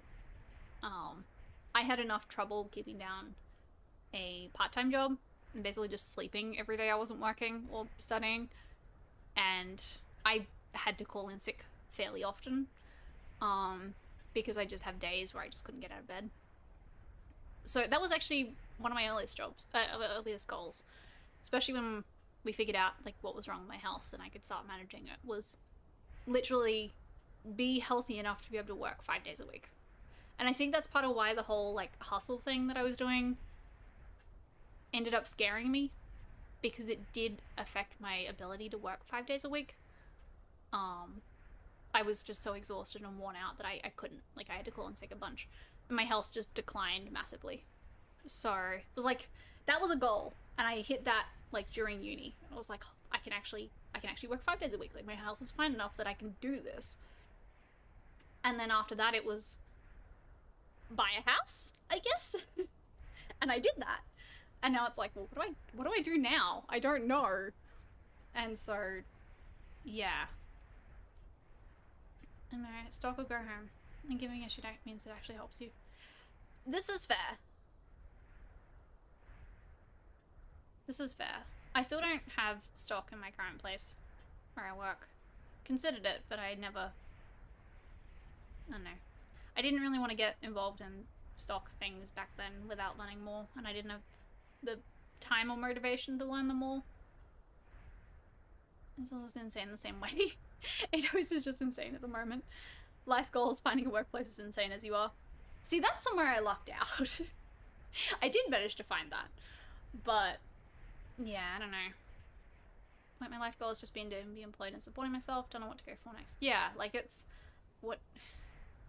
Get a job, get a home, get a dog. You're not sure what to do past that point. Exactly. Like, it's like, I have a job, I have a mortgage, I have a dog. I can support myself comfortably. What do I do now? I don't know. And I am very much like a person who needs goals to keep going. That's always been a thing. So I guess that's been part of the, like, existential crisis, was not having a goal and not having had a goal for a while now. And really not liking that. So... the thing is why I got kind of excited when I started having all these ideas about YouTube stuff recently. Because it's like, well, that could be a goal. It's just that being able to pull that off is possibly not realistic right now. Which is a bit annoying. I just get through and paint my things. This is fair. This is fair. Hedonic treadmill catching up to? Yeah. So I have some less serious life goals, like eat a very nice continental roll monthly. That's a pretty good goal there, Shades. Also, welcome. I do tend to have a few like that. Like, I usually have some smaller goals, just little things. But alright, Ryan. Good night. Sleep well. See you. I'll see you next time, hopefully. Trying to think of some of my less serious goals right now. I guess they're usually around decorating. I often have some kind of goal for decorating this place. Or just, like, at least making some improvement to it. I think that's more like one of my small goals at the moment. It's like each month try and make some improvement to my apartment. Particularly because furniture and shit is expensive. But... I don't know. Life is hard. Life is very hard. And I'm not even gonna start on capitalism, but like that's not helping. So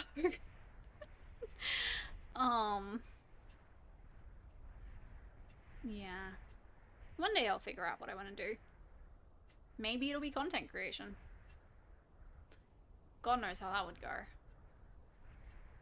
That is a scary prospect. But, yeah. I don't know. Anyway. I'll figure that out at some point. We'll see. We should play the video game, hey. It's only 8:40. It's only a little bit late. Not that we really have a schedule for this. I was just amused that I thought of it right when I mentioned capitalism. And I was like, that's appropriate. Since this is literally raid dungeons and sell stuff. Do I continue finishing up an army, or do I have weekly goals to finish painting Blackstone Fortress before my birthday? Wanting existential crisis inbound. I feel like I've just been living through several existential crises in a row for the last like 3 months. 3 months? 6 months. I think it's more like 6 months. Anyway.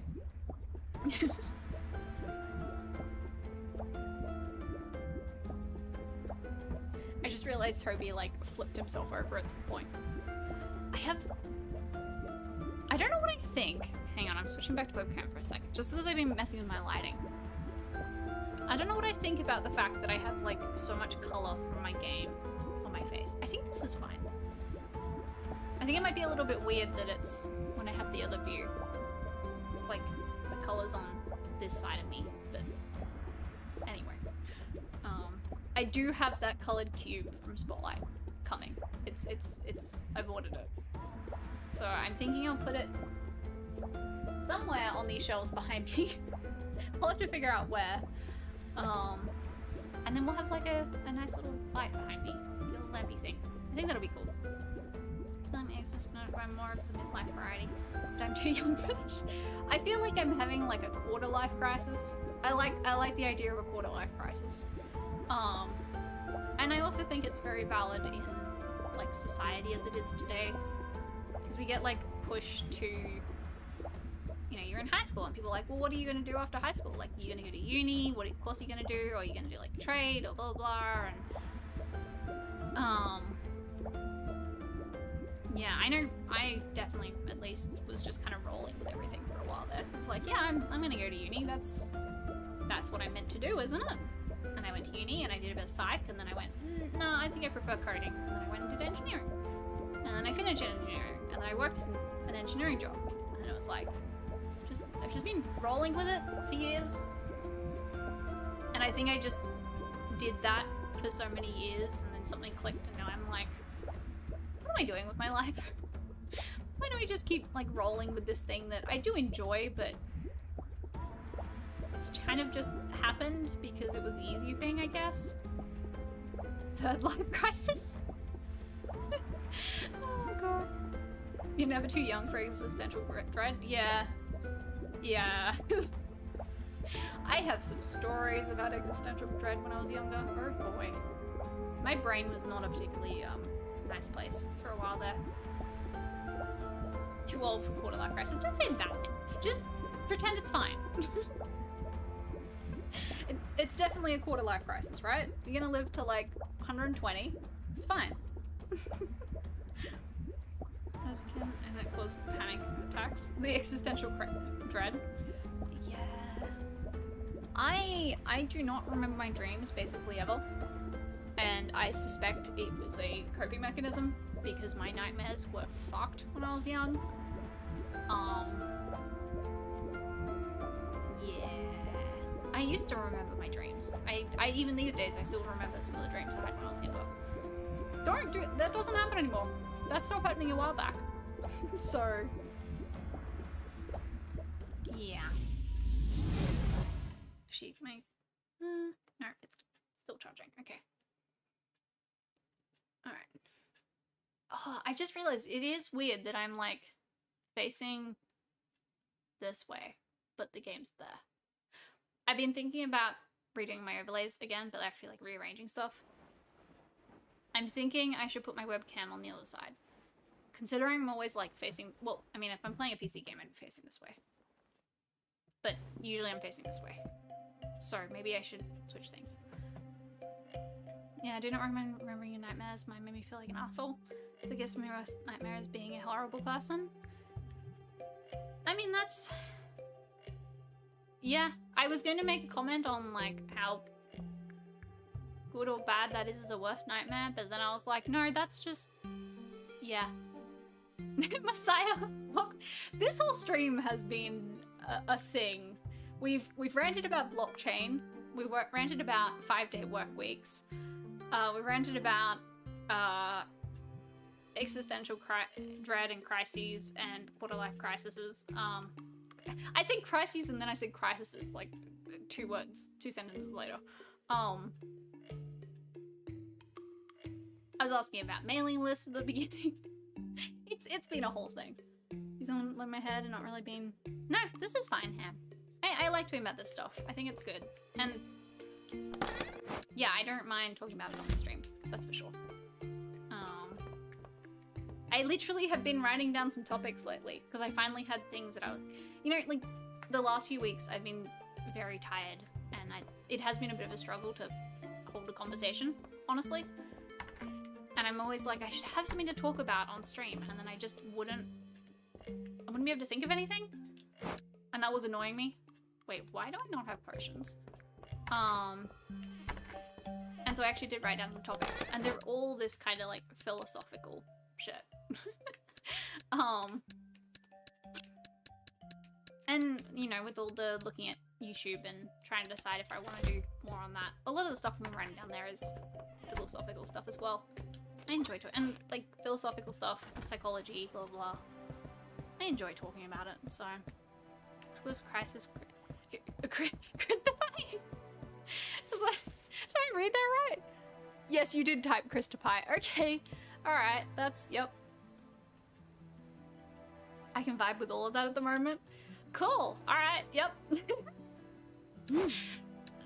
Yeah. Life is a thing.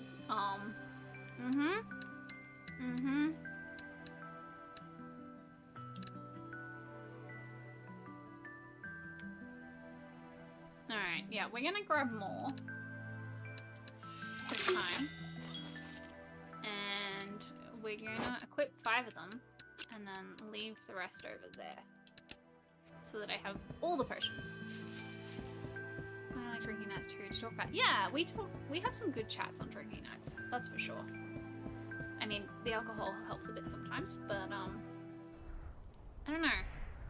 I think there's a lot of things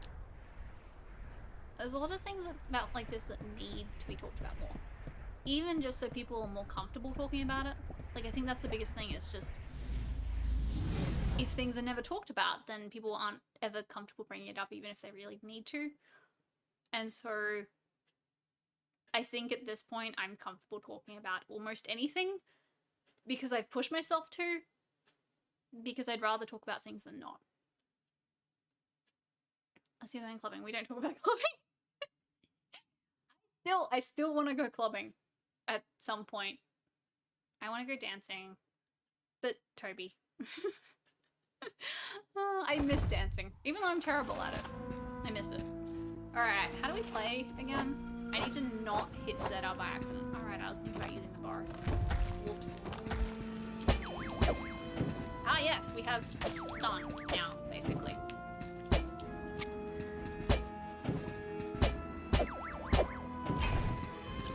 This is good. I like having a stun. Fancy dancing tonight. Yay!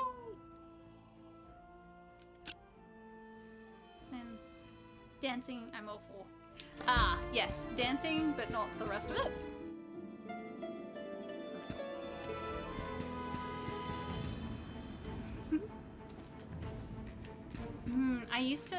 I didn't go too much, but I don't know, there's something about just being surrounded by loud music and just not giving a shit that I really enjoy.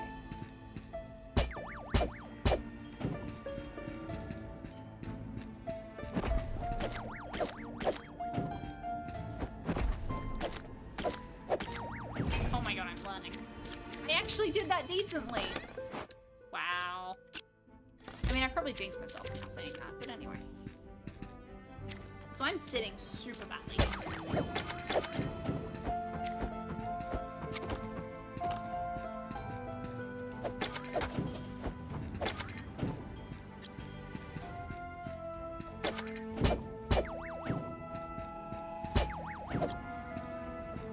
love that I said I probably jinxed myself and then immediately started taking damage from bloody slimes. Should I bother trying to check on that? Oh hey, potion. Alright.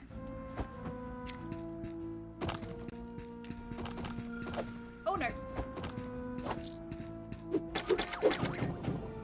Yeah, I think the claws are definitely better for slimes.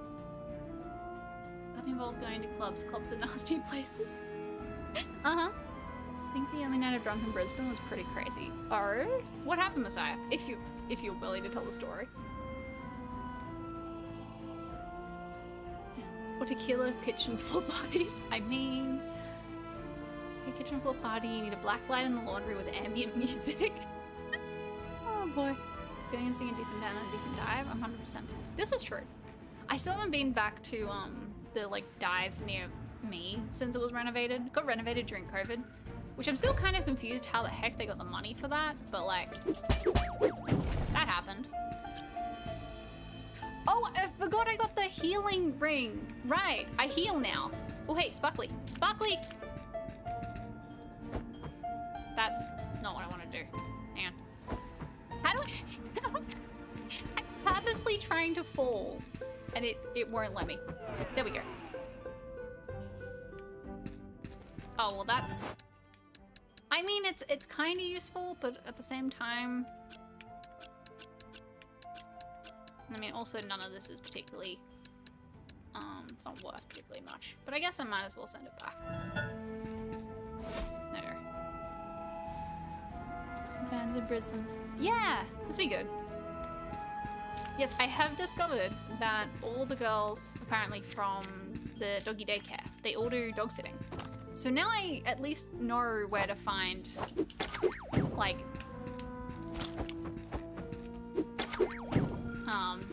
people to dog sit that I actually trust. Because that was always my big thing of like, yes, there's a bunch of dog sitting apps and things, but like, I don't know. Anyway, yeah, apparently you can just message them and be like, hey, is anyone free this time? And they will let you know if they can dog sit. I walked into the guy instead of, you know, doing the sensible thing.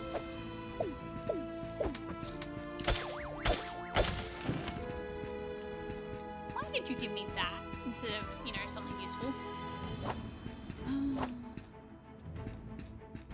Alright, we're going the wrong way. I'm gonna end up getting the ghost before I finish this damn level. Which I was hoping to avoid, but apparently not. It is, of course.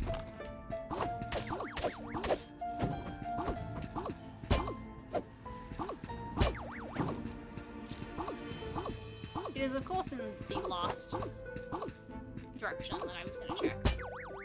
That reached? Really? Wow, okay.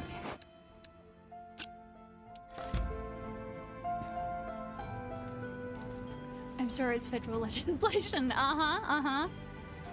on live nights. That's very close. Like my kitchen floor is also my living room. Yeah, it probably worked better than my place, that's for sure. Years ago, drinking after the Sydney FC game with the team, they were buying us all drinks and just got absolutely plastered. One around Brisbane CBD in a big shouty group. Ah. Yep.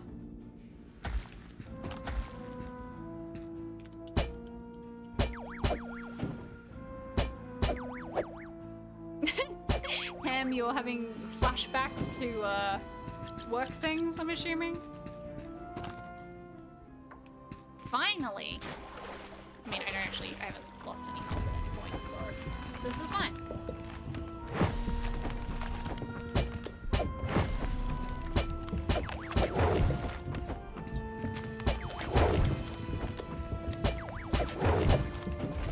Cool. I didn't lose any health. Neat. Alright, before we go anywhere, I'm gonna sell all the things. Because I need some leaves, but I don't need any of the rest of this. I'm just gonna move the leaves over to like protect the potions. I'm gonna switch those. Okay, cool. Cool. Alright, Shades, see you all. Have a good night. Thank you for dropping by. Plans are great nights, provided you're as drunk as they are. See, I always found it fun going out with my friends, who'd all be tottering around on high heels, and then usually being the most sober of the group, and just watching them and laughing at the bullshit. Barry didn't let me game at the stands. The guys were fucking around. You had to keep literally pushing them back. Yeah, I remember you talking about that. That was no. Champions Cup games. Yes, well, right. Much more chill and better players. Yeah, that sounds about right. Okay, I'm gonna try and get through this level quickly because I can't remember if the... No, I think the ghost is per level. Not, like, everything. Until those games that... Yeah. I mean, I don't watch them often, but... Fudge.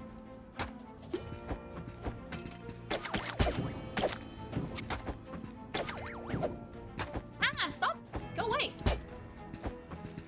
Just a tiny little slime and I kept losing so much health to it.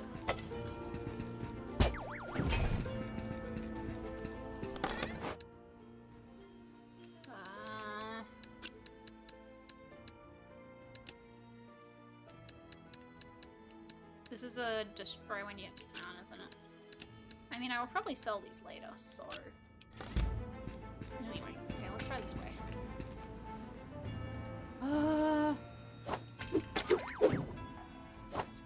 Shit.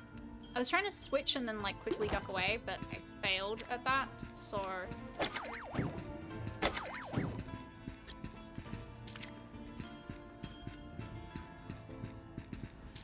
Oh, fuck! I hate these things so much. Like, it kind of makes sense what you meant to do, but at the same time, I keep just failing at it miserably. Oh, great.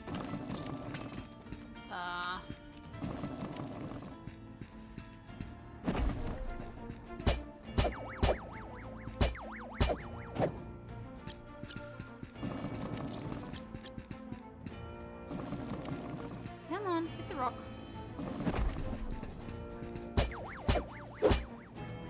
Cool. Alright.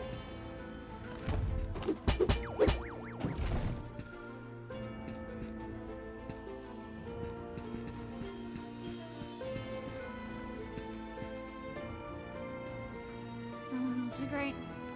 Roar I've seen a couple of times. I will forever be amused at remembering comments back when I played basketball about how women's basketball would be, like, less dangerous and shit. And every time I heard it, I just had to laugh.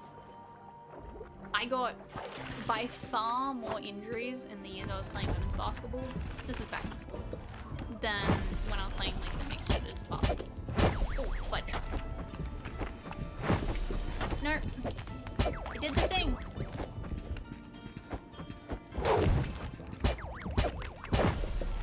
God, I'm doing this really badly.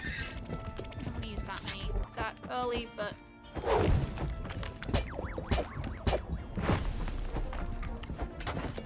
If you're, like, already going in a direction, I haven't figured out how to quick turn, basically. Oh my goodness, I'm using way too many potions on this, considering I thought I'd figure this guy out.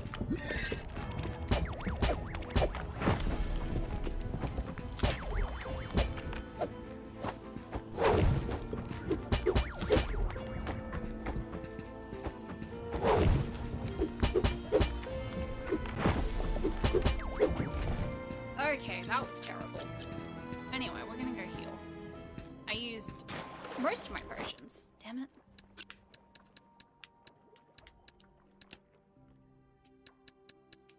No, at least I have spares. This is what this was for. And so because they don't play as lazy as the men's team. I think for the ball, men kind of watch it until it gets in the zone and then go off. Interesting. I never, like, paid attention to that part before. This women's sports are less dangerous, doesn't know anything about plays. Yeah. Yeah.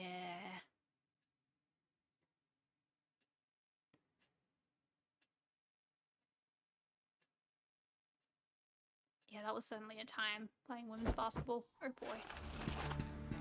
Alright. Let's try and do this and not die. Fudge.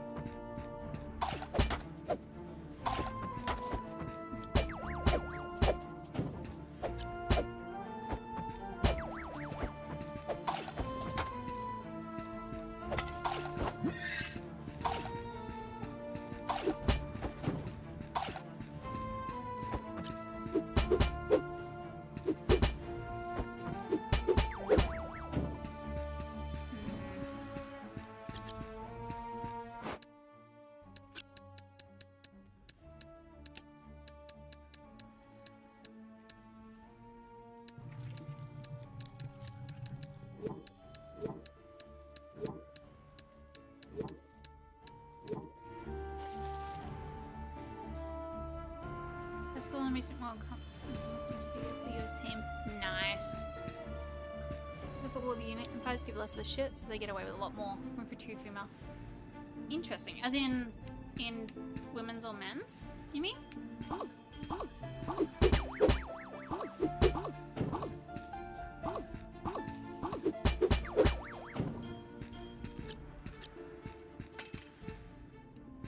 hey. Alright, let's try not to die. Would help. We're gonna try and be a bit more sensible. Maybe. Wait, that's right. Should I go back and get more potions? I should, because last time this is how many I had. Oh shit. I don't actually have the money. Wait, no. Can I just use it?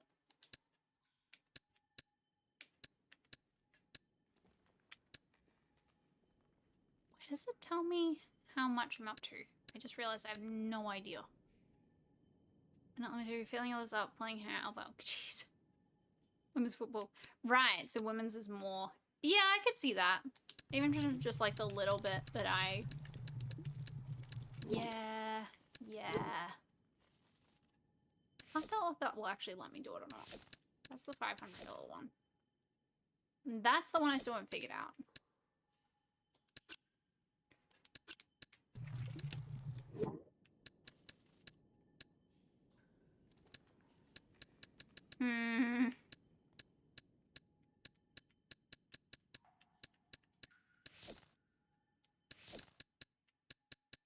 I'd really like to open that portal and go back. But also somehow... I guess I did send a bunch of stuff back early on.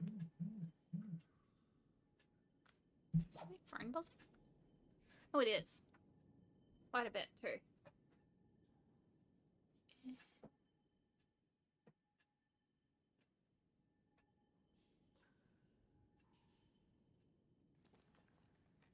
Oh, I have stuff to check later. Yay!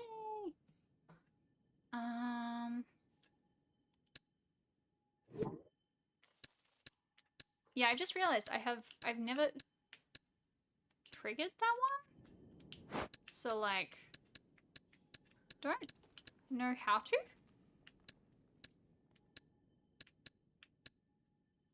Because the other one's just linked to Y, so that's what I usually do. Was I meant to like drop items on it? Wait, that's fabric, isn't it? Oh, I'm in it. Wait, no? I was like, maybe you drop stuff on it, but no. Do I literally just get rid of things until it adds to 2,000? I don't know what I'm doing here. Giving money to this emblem. Or can you not do it in this room? Should I have done that in the room before? I thought for sure, well, unless it's like I get through the cutscene thing first. The way my controller vibrates when that happens is pain. Oh, nope. Okay, that's definitely not it. Fudge. Fudge. Not what I meant to do.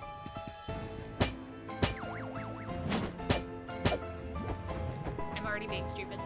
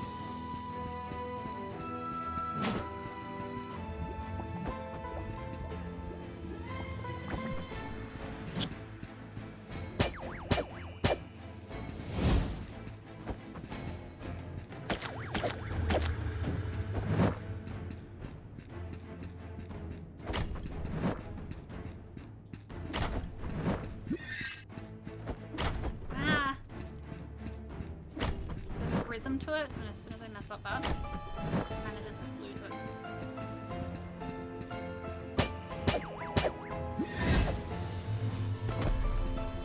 Hey. Fuck, I forgot you can't access your inventory quickly. So like I can't grab more potions.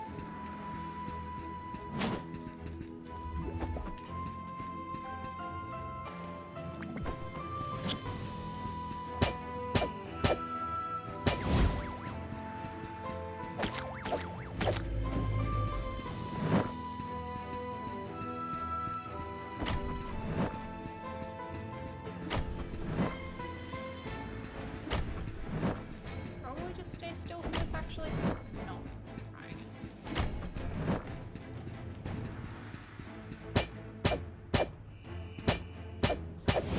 Oh, thank God for the healing thing. I just remembered that it exists.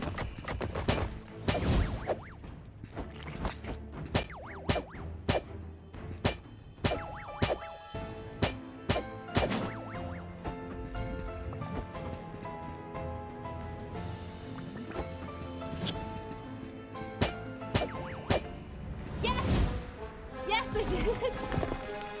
Oh my God. Alright. Sean! Hello, how you doing? I haven't played for ages, so I can't remember how any of those things work. Well, we got there. We got there eventually. Oh my goodness. Alright, Sandra, good night. Sleep well. Well, have fun with the work, I guess, and then sleep well. Why is there a giant white ball? What is this? Can I suddenly feel like I have a soccer ball.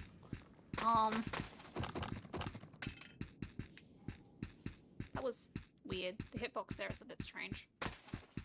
Why is there just this white ball? Am I meant to do anything with it? Doesn't seem like it.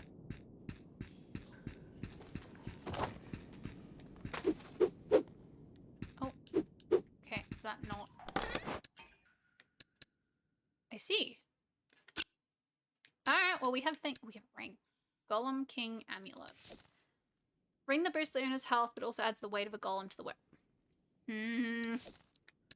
Don't know about that one. White ball is its eye. Oh, I didn't... I didn't notice at all.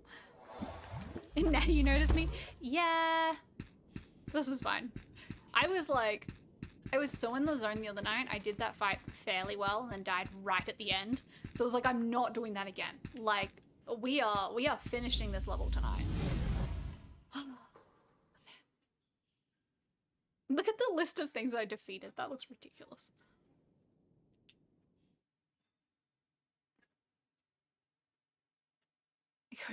Yeah, God, I had to concentrate so much. I don't know why it's so hard. Like, it's just cycles. It's easy. And I used to at least be decent at cycles, but I mean, maybe it's just because I'm tired. My brain was just like, no, we're not managing this. Oh, hello. Oh, one of the locks. Okay. We got a cutscene.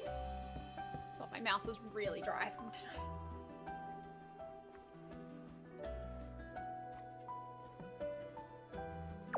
It was you, wasn't it, Will? The one who defeated the Golem King? Boy, you put yourself in such unnecessary danger. A lock on the door opened? Maybe Pete was onto something. Regardless, just leave it. The door isn't worth your life. Pete didn't heed our warnings and, well... Due to the buzz your heroics are creating, the town has decided to reopen the forest dungeon. But with the Golem King dead by your hands, now is a great time to focus on Moonlighter. Take advantage of this momentum to expand the shop a bit. The town board should show what contractors are available. A somewhat strange traveller is looking to set up shop in town as well. He specialises in crafting odd ornaments and such. Could make for some great decorations once we expand. And finally, Andre over at Vulcan's Forge is preparing some new gear. He predicts an influx of materials from the forest dungeon to occur. Toby woke up, moved around, sighed, and was going back to sleep. As people become more brazen due to your recent actions. Go there, see what he can offer. I won't have your demise on my shoulders, boy.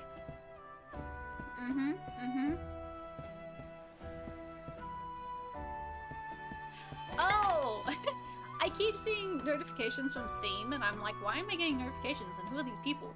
And then I realized I'm still logged into Con's Steam account. We were playing VR games yesterday from, like, his VR games, and I, yeah, just realized that it's still logged into his account. That makes sense. We have Hawker, and we have all these things, which I kind of do want to grab. I do want the bed, because I want the extra health. Thank you.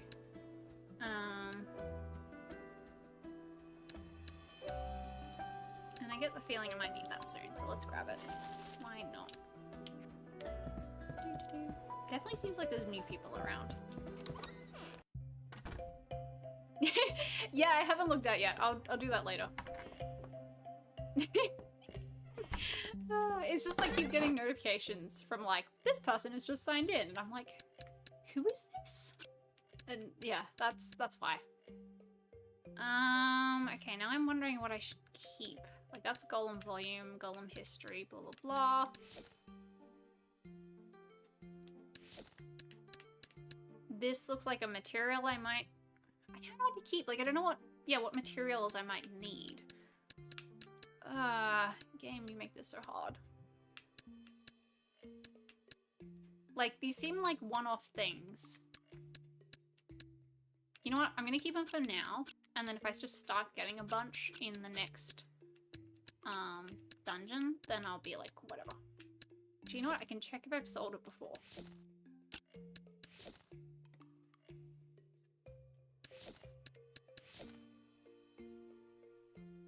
Oh, wow. Okay. That is worth a lot, apparently.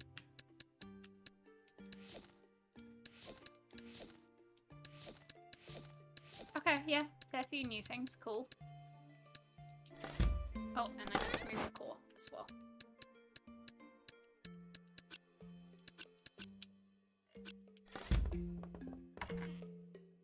Not one-off things. You get them from the shiny drop things and designs and Quackcom. Ah, okay. Thank you. In that case, I will sell them. This is gonna be fun, figuring out what price to sell these at.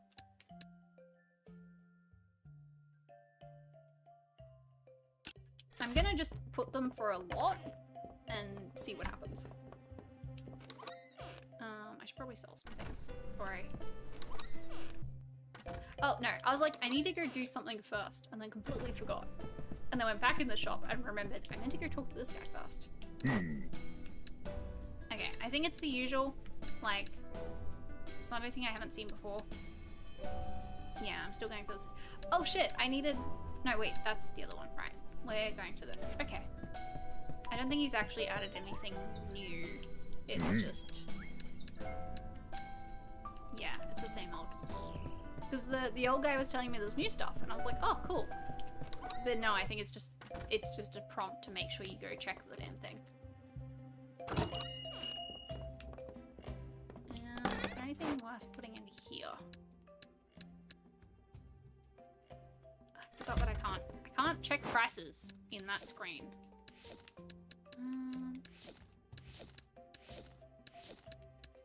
No, we'll run with that for now.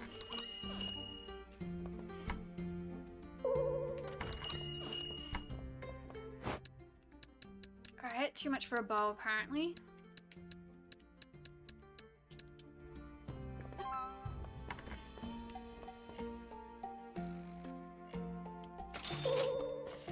Still too much for a bow? Okay. This is fine. We'll keep putting it down and see what happens. Let's do that.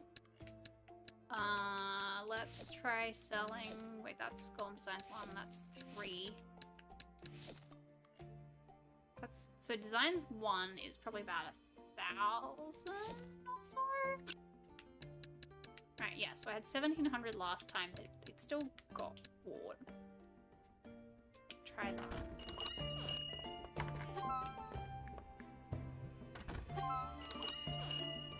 Oh my gosh, I should have thrown those in the bargain bin.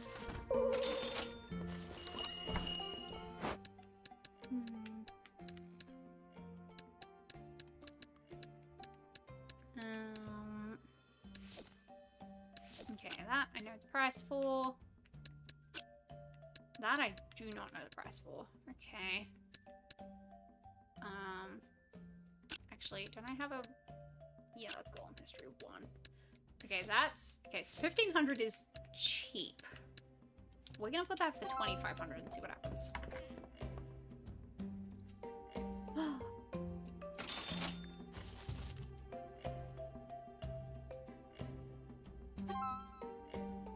Okay, so that was a good price for the bow. Good to know. That was a weapon enthusiast. Enthusiast? Jeez. Brain, please. We'll just sell those. Sell the things I know the price of first. Really? Yeah, no.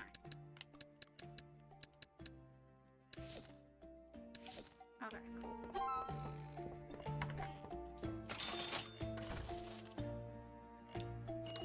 Definitely see what Spider meant about, like, prices, and you definitely start selling things for prices that are...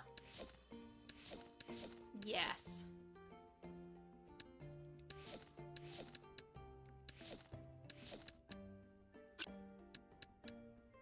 Okay, so that's Golem Designs 2. 1 I'm trying to list, but I'm trying to list. Okay, we'll make this at 2 grand. You know what? We're gonna go up to 2.5 and see what happens. And then we'll put this up.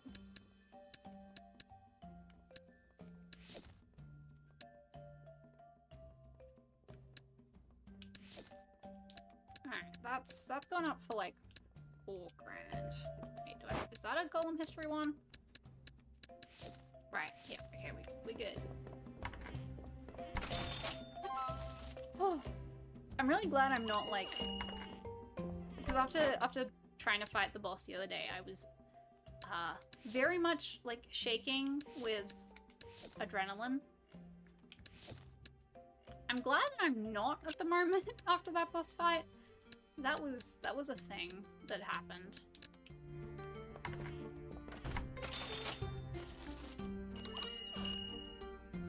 Alright, we're gonna see what some of these prices are. I really hope I haven't underestimated things. No, no. Go away. Stealing my stuff.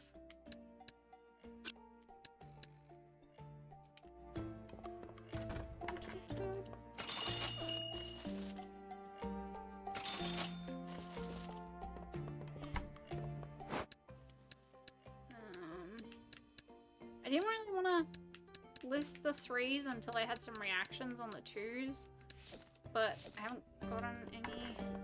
This is one. Okay, well that was the one that sold, and that was a good price. So that's good to know.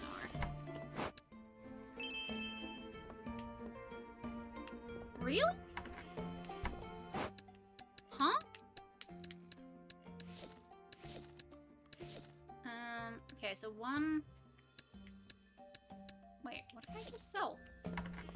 I swear sometimes these things don't update in the way that they maybe should. Go down to 2,000. That's Golem Designs 2. Alright, I'll try listing this at 3,000? See what happens.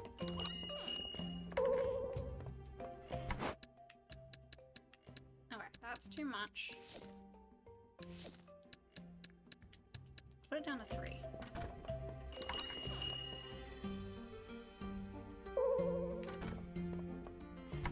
good to know.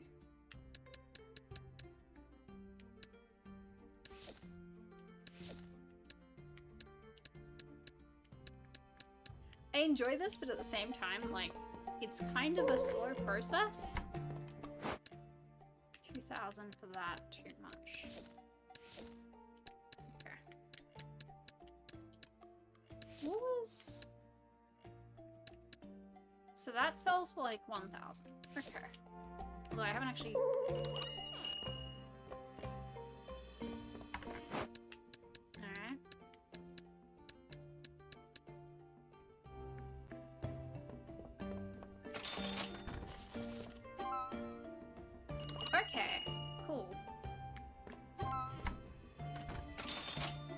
getting some good prices.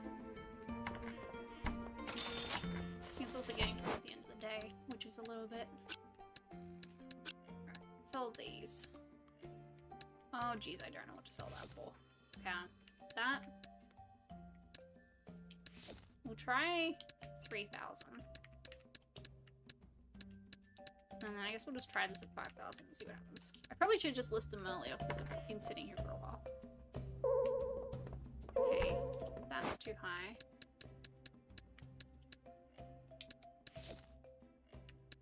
So that sold for 15. Okay, I'm gonna assume this is probably 2,000. And 4,000 for that was too much. Okay, good to know. I'm getting a bit lazy and just like...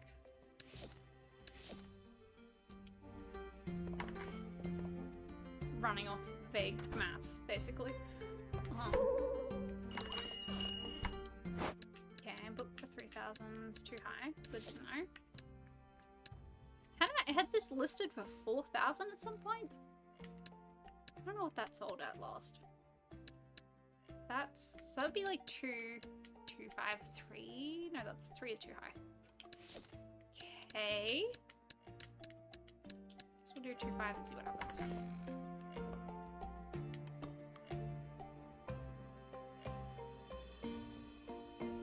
Okay, people really want armor and weapons, and I do not have any.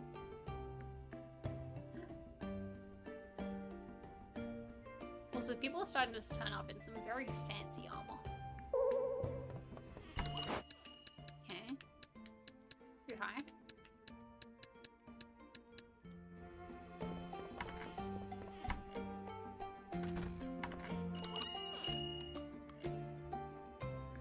You didn't even give me a reaction.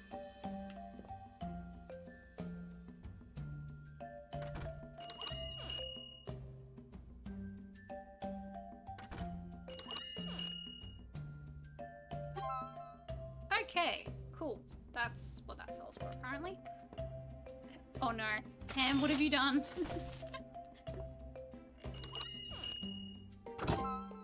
Oh good. Okay, we found the right price for that.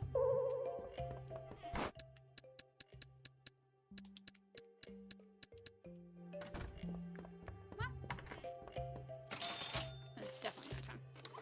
15 minutes. 2 million. No, Ham! How many do you already have? And how much? Which one are you more keen to paint? Want them for solo sci-fi gaming. Oh, I see. I mean, fair.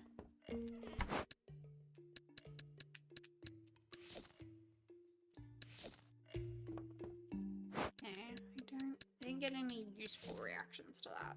Oh, I did get a useful reaction to that, and then I just didn't notice. Whoops. Alright, well, we'll try that for next time. Ah, okay. So you're looking at smaller ones. Is that like... That'd be harder to paint, right?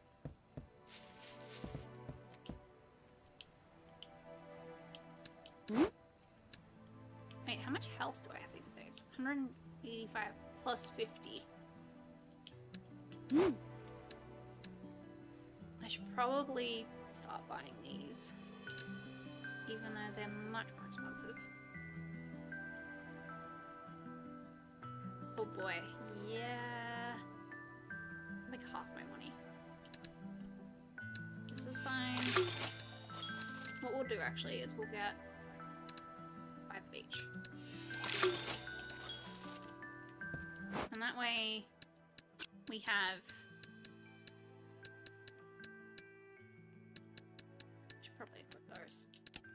And then if I need it, I have smaller healing things we can use. Also less detail. Do you return British? Oh wow. Okay. I think I make a portable set from smaller just for playing by myself. Ah, okay, I see. I mean, if they're gonna like cover a different niche that you don't already have minis for,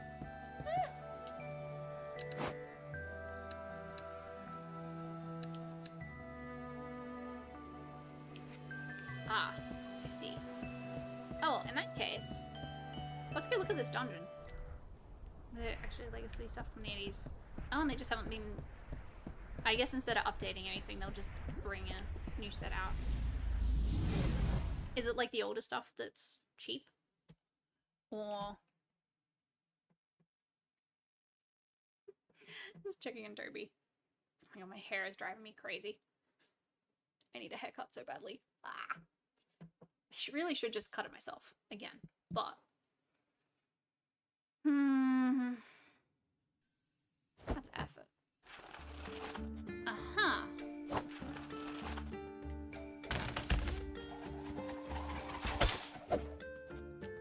We have angry mushrooms.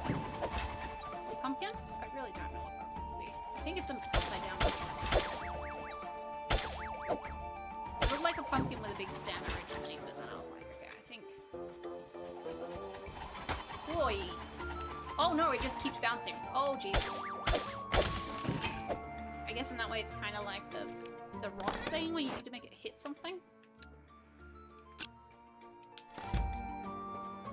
Fun. Oh yay! The destructible thing in this level is bushes. Did I just see a frog? Excuse me? Oh, that's poison. Oh boy, okay. Ah!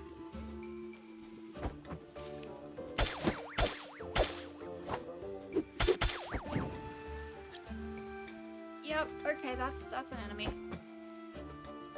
I have already taken a bit of damage, not too bad. We'll cut it. Oh dear. Really do need to sort something out. Laserburn, which is a pre-war Miss game. The product's actually branched off. Interesting. Games Workshop don't own the mini rights, so they're stupid. Wait, Games Workshop don't own the mini rights, so they're stupid. Oh, do they have to price them according to like a given pricing or something? I kind of just like the goofy designs of the 80s. I mean, this is fair. Why not then? Patterns. Oh yes, these dungeons do indeed have patterns. You may think they are random. You may even think they are chaotic. But no. No, they are actually quite the opposite. There is reason and repetition. Some sort of divine guide. A template of sorts, followed every time the dungeon rebuilds itself. For instance, we all know there are 3 floors to a dungeon. But have you noticed how this healing hot spring appears on every floor? And how it always appears on the path towards the next floor? It plays not only to assist and heal, but also guide. These dungeons basically want you to find the treasure. Uh-huh. I mean, I'd already realized that, but okay. Also, like, the pumpkins or whatever with the light in the corner is really creepy. And the leaves look like they have writing on them. I can't interact with them, so I assume not, but... Everyone marks everything up because he... Games Workshop, owner of Games Workshop. Uh-huh. Alright,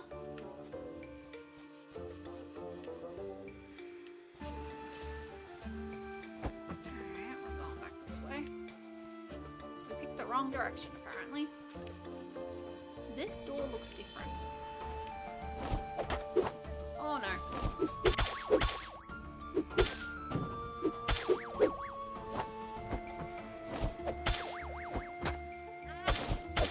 Oh geez, those do a lot of damage.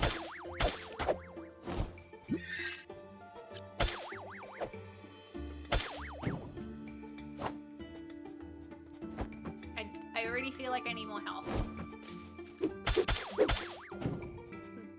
That is doing a lot more damage than it used to. Oh boy. A gag in the Christmas email because I seem to keep it on for the community. Ah, I see. This is like a running joke in the community, I'm guessing. Jeez, that thing's annoying. Oh boy. I am sacrificing health to do stupid things here.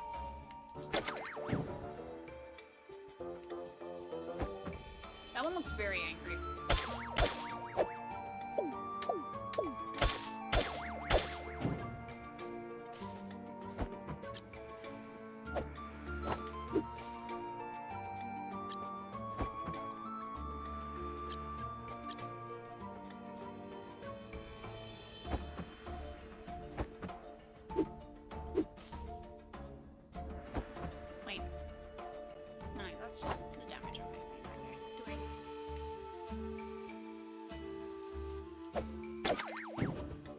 very suspicious of the fact there is one enemy in this map, in this level.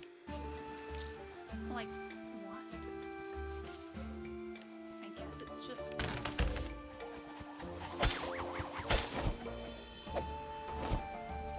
Oh yeah, of course, I can only...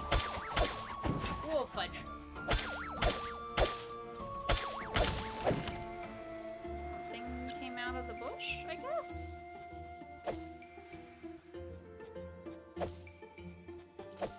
Something reminded me of Necro Dancer. Just off the, like, the... Fertilizer. Okay.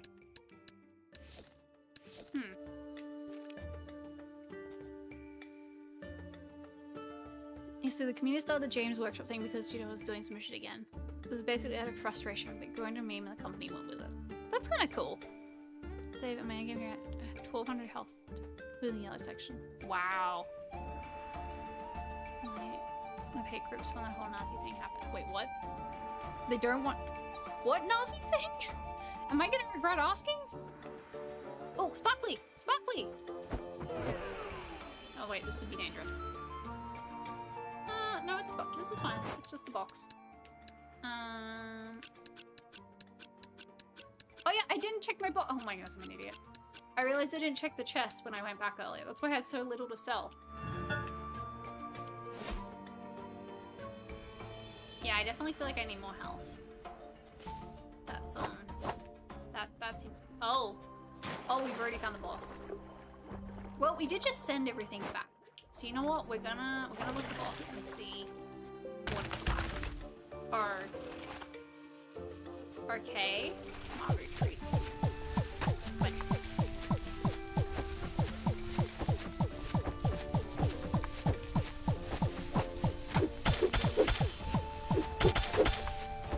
I regret everything.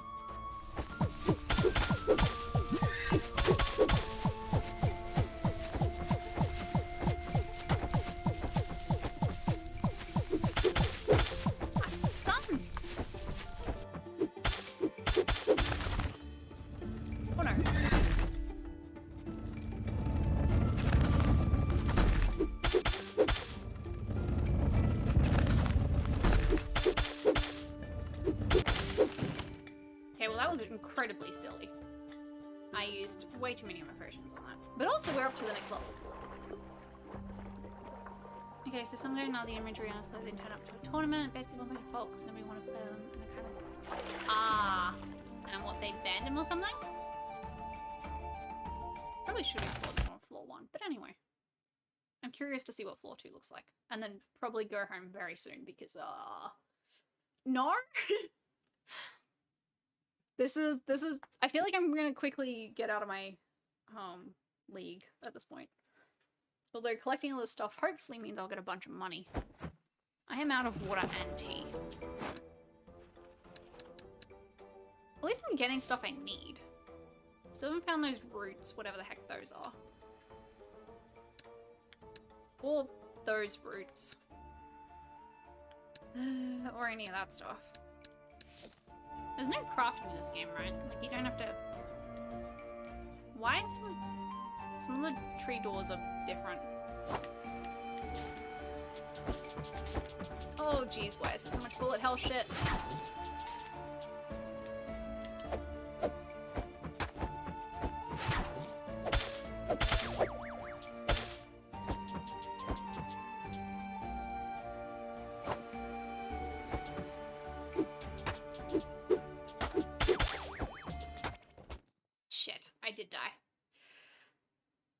Okay, well I had nothing in my inventory, so this is fine. Sorry guys, we're a little too into the 40k army space of hunt. It's like a very cool base of the horrible gatekeepers commit. Right. It's like 40k satire, dumb shits, we don't support hate groups, inclusive fucking money. That's kinda neat. I like that they took a stand against that. And like actually said something about it. Alright, yeah. Tense than I remember it being. I mean, it also just doesn't help that I think I need to level my gear and stuff, but, download is finished? What were you downloading? Was it Moonlighter by any chance? Aha! It is daytime. I can get the guy to turn up. Yes. Come here, please. Should we still policy? Still racing a little bit too boys club. Ah, this is good. I like that they're like working on this. Like I just like flick his hair back. Oh my goodness. Hang on. Okay, question. What does it cost to buy some of the shit that I need right now? Aha. 18. That's fairly cheap. Is that the weird thing that I didn't have yet? Will it list things I don't have yet? I would have assumed no. Okay, I know I own a bunch of those. I'm guessing I have to find the thing.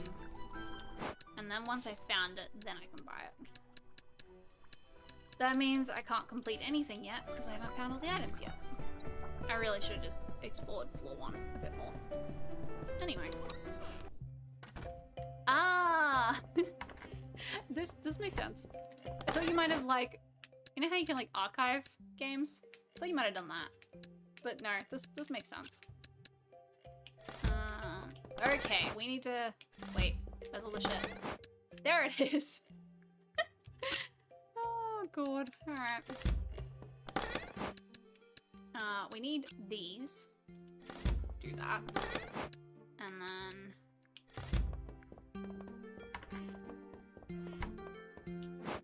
so much shit that isn't worth much. I don't remember. What is that thing? That.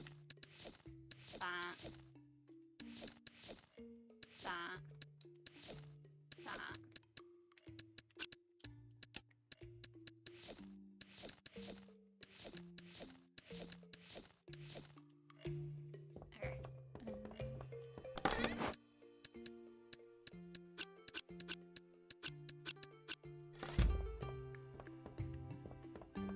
You know what? We're gonna open the place. And then I'm gonna place stuff. Just to, like, save some time.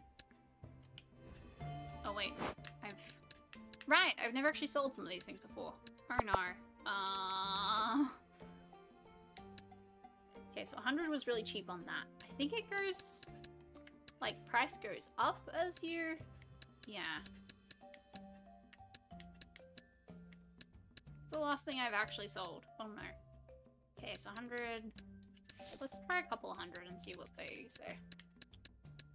I actually meant to go to 300. There we go. And then this is up here. I don't understand this list. I really don't. Oh, so that's at 60. Okay. What am I doing? These. Okay, so really not much. Like... let's try 70 to see what happens.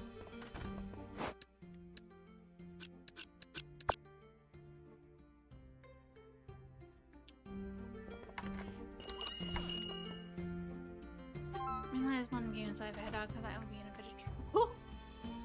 Fair. This is very fair.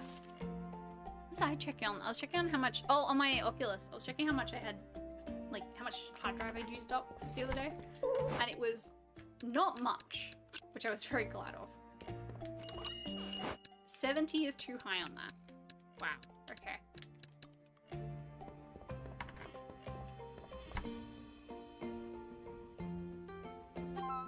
Okay, they bought it, but I have no data. Cool.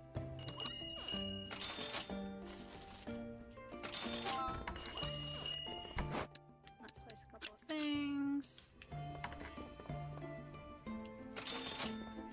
Go get more stuff. Well, I'm apparently not needing to use any of these, so I guess we're just gonna sell them. This is gonna be fun. I'm gonna have to work out how to price all this shit. Okay, that I've sold before, and I sold it way too cheap. So, we're gonna place that and sell it for like 300 and see what happens. You know what I mean. Whatever the hell storage is in an Oculus. God, the numbers floating around the sale thing are kind of weird. Really?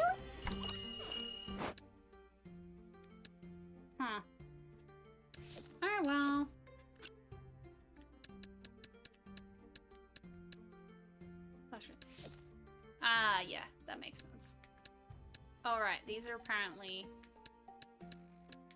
worth minimal amount. Game is telling me 60. I still don't quite understand the, like, numbering thing in here, but...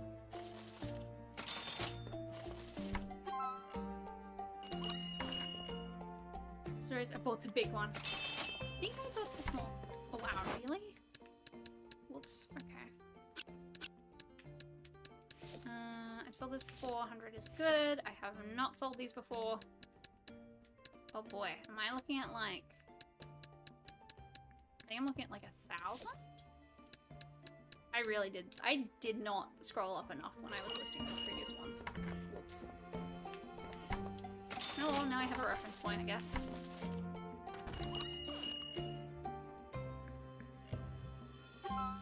Really should sell my more expensive things first. Really? Huh.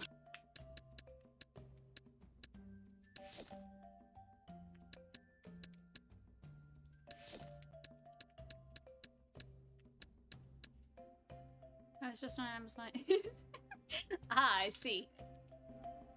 Yeah, I think I definitely got the cheap one just to not spend any more than I had to, because I'm trying to be a bit sensible with my money. Just a bit. Although I say that when I bought 2 t-shirts and a LED cube and some containers today. Anyway, what have I actually sold before? Not those. I keep forgetting what I'm looking for. Okay, the mushrooms.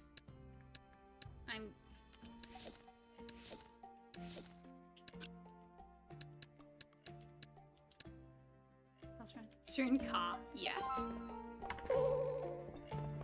Okay, good to know. That's too high.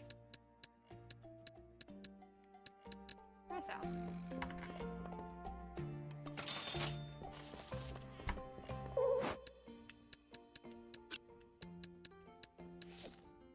Where is this on the list? Okay, we'll try 12,000. I really don't understand that list and the prices listed on it, but it seems like this is how it works, maybe?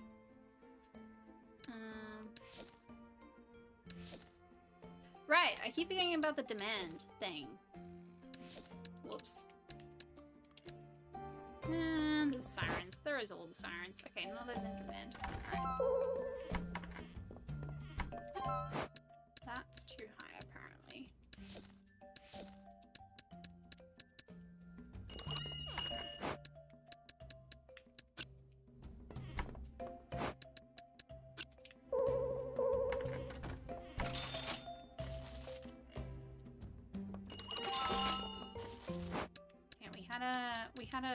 This is too high on this one. I don't remember what the other one was.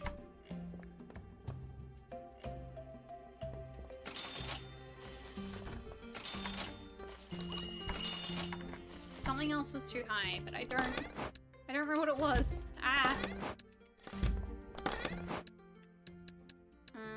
Well, I don't. Even the rings.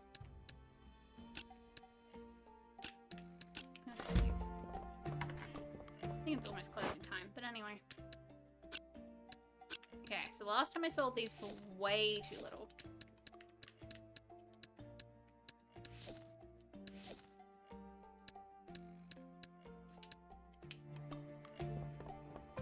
Unturned residents, yeah. 2,000 payback on the scooter, that's good.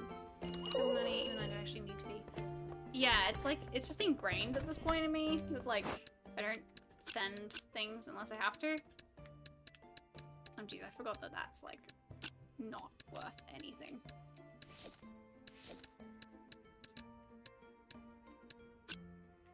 That's really not worth much either, but...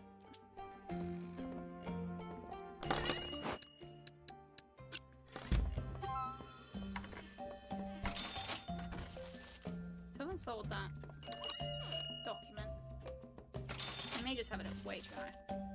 Oh good, that's sold quickly. I guess my budget has been a little bit tighter recently. And by that I mean I haven't been able to put money in my savings recently. So, and a lot of it has been like buying the Oculus and stuff like that. That I didn't need to buy, but I wanted to buy, and I was like, well, I have the money, so I guess I will. So I'm sort of trying to not do that for a while. Also, I have Body Corp due first of next month. So we need some money put aside for that, because that is a lot. It's like 1,200 bucks or something. You good there, Toby? Making little huffy sounds. Okay, well, at least now we know that that's too high.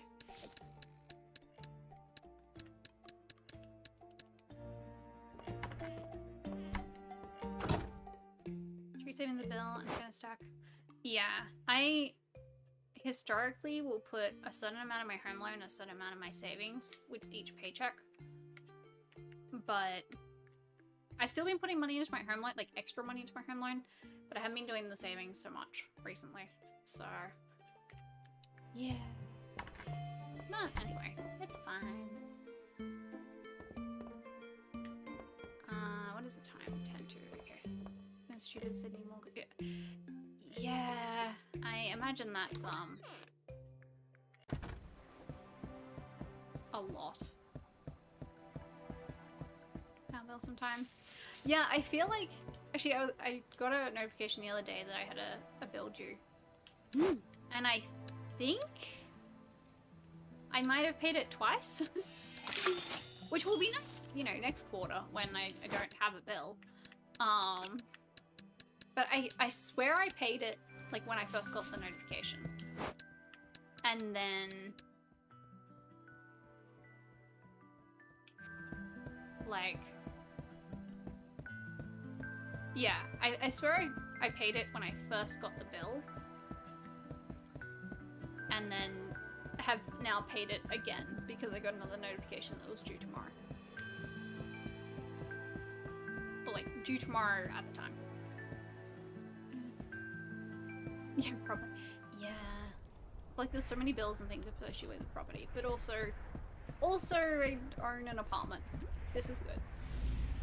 Alright, we're literally gonna try and see if I can find a couple more of those items that I need to craft stuff, and then I'm done.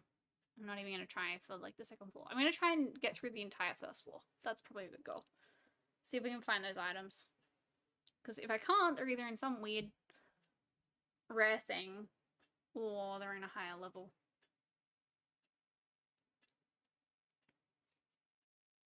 Toby. I suspect he might be a little hot down there. I've got the aircon running, but I didn't put it down to 24 like I often do for streaming, so it might be a little bit warm. Because I don't have property or combustion vehicle? Yes. I mean, even with how little I use my car, like, I'd still, and not having to pay much on rego and shit, because my parents mostly do that, I still save so much just by not having a car. And then, yeah, property, you have mortgage and, well, repairs even, and, body corp if you're somewhere that requires body corp. Yeah.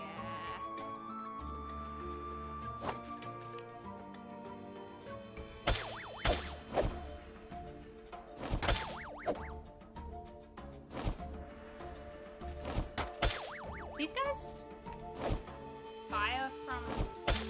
No, I just left it. I was trying to figure out if there was like an angle that works better for them, but that was annoying.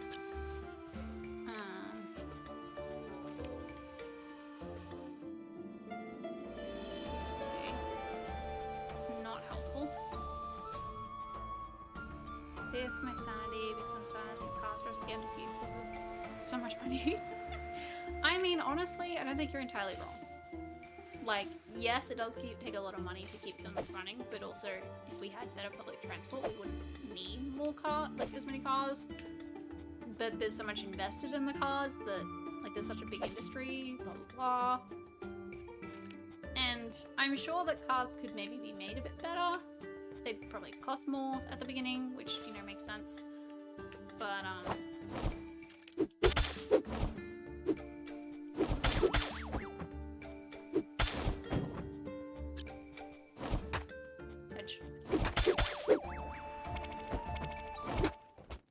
Oh shit! I didn't realize I was so close to dying!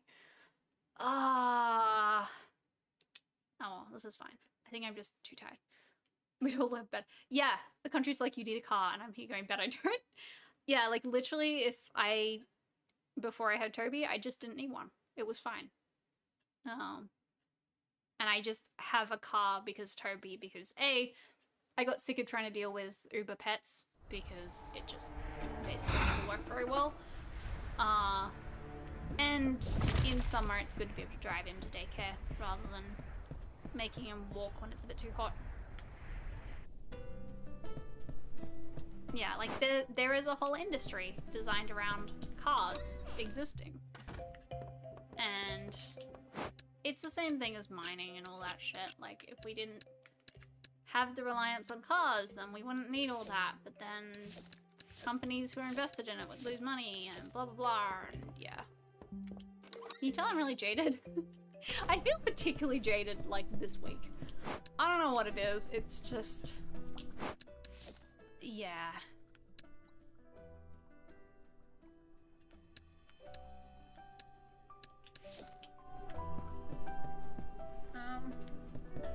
Right, I should go to the other guy. I doubt I can buy anything, because I don't have much money right now. But, God, he does do the hair flick. A fellow merchant! By your looks, you must be Will. Thank you for requesting my card, right, Renoko. My name is Alan. And my crafted decorations remind people what it's like to feel again. If your shop is in need of a little decor, stop by Hawkins. Right, Maxie found it and just water from Golden Dungeon. Increases the time visit wait in the queue. Increases the maximum visit to the shop. Increases the time the shop will be. Ooh, okay. Every visitor adds a generous tip to their payment. Interesting. Increases the speed of visit. Ooh, okay. Increases the maximum visit to the shop. Every visitor adds a generous tip to their payment. Huh. Okay. I kind of do want to get this because I'm kind of sick of my people taking forever. I feel like increasing the maximum of visitors and increasing the speed would be sensible.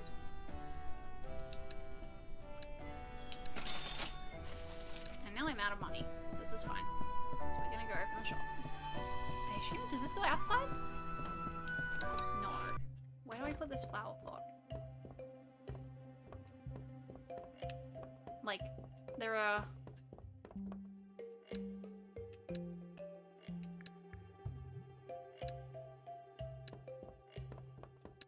What's this one? Oh, that's the tip. The tip one. Do you only have the 2 slots? That's a bit annoying.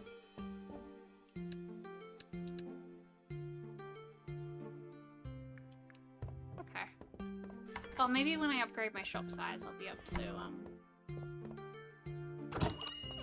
add more. Should probably look at doing that next. It's getting around to giving that car freedom without needing a car? Yeah. I would like that if it was, like, better suited for Toby. I would like something that I could easily move Toby around without having to stress about a bunch of shit. But then, often also, if I'm taking Toby somewhere, then I also have other stuff. I'm going to the vet, that's easy, but... like, things are easy if I'm going to the vet, but... apart from that...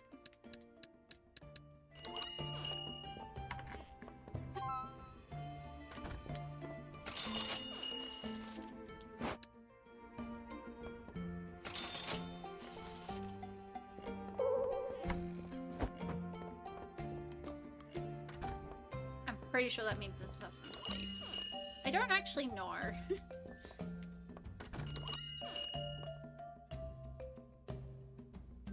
I keep looking around. They look all shifty.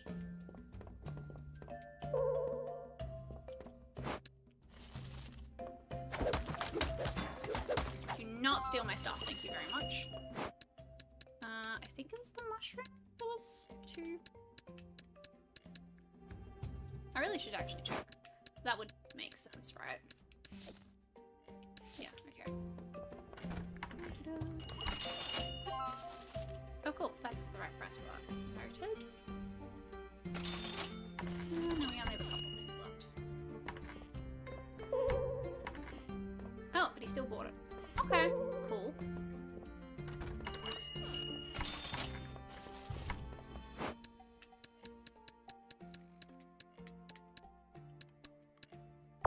Where is this relative to everything else? Right, yeah, all the way down the bottom. I love that they're called magic mushrooms. Really? I think these only go down as far as like 60, so it has to be the right price. Okay, cool. Sorry people, we're out of merchandise. Trimmies, yeah. Alright, we got a bit more money. I don't think it's particularly helpful. I don't know what I'm doing right now. I think I just need to run the dungeon a bunch. We will do that another night. Actually, I'm going to check what the shop upgrade was. I've forgotten how much that cost. 60,000. Okay, I mean, if I have a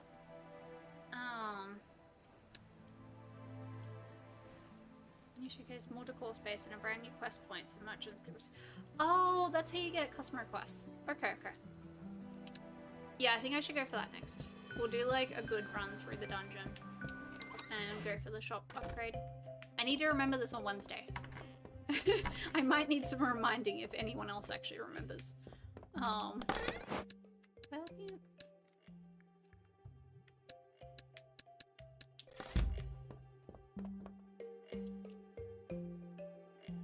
I love how the bed isn't even made. The blanket's just like thrown back.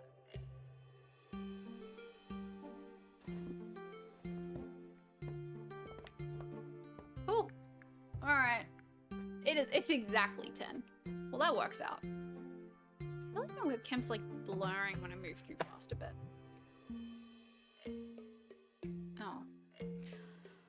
Anyway, it is 10. I'm not doing more dungeon runs tonight, so I'm gonna call it. I'm glad I got through the whole stream though. I wasn't sure I would with how tired I was. And I did not manage to nap this afternoon.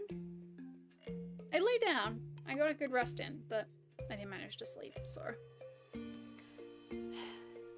Anyway. Alright. This was fun. I enjoyed this a lot tonight. We talked about a lot of things. It did go fast. Anyway. Yes. Alright. Thank you for watching. I hope everyone has a wonderful night, morning, evening, whatever it is, wherever you are. Bye!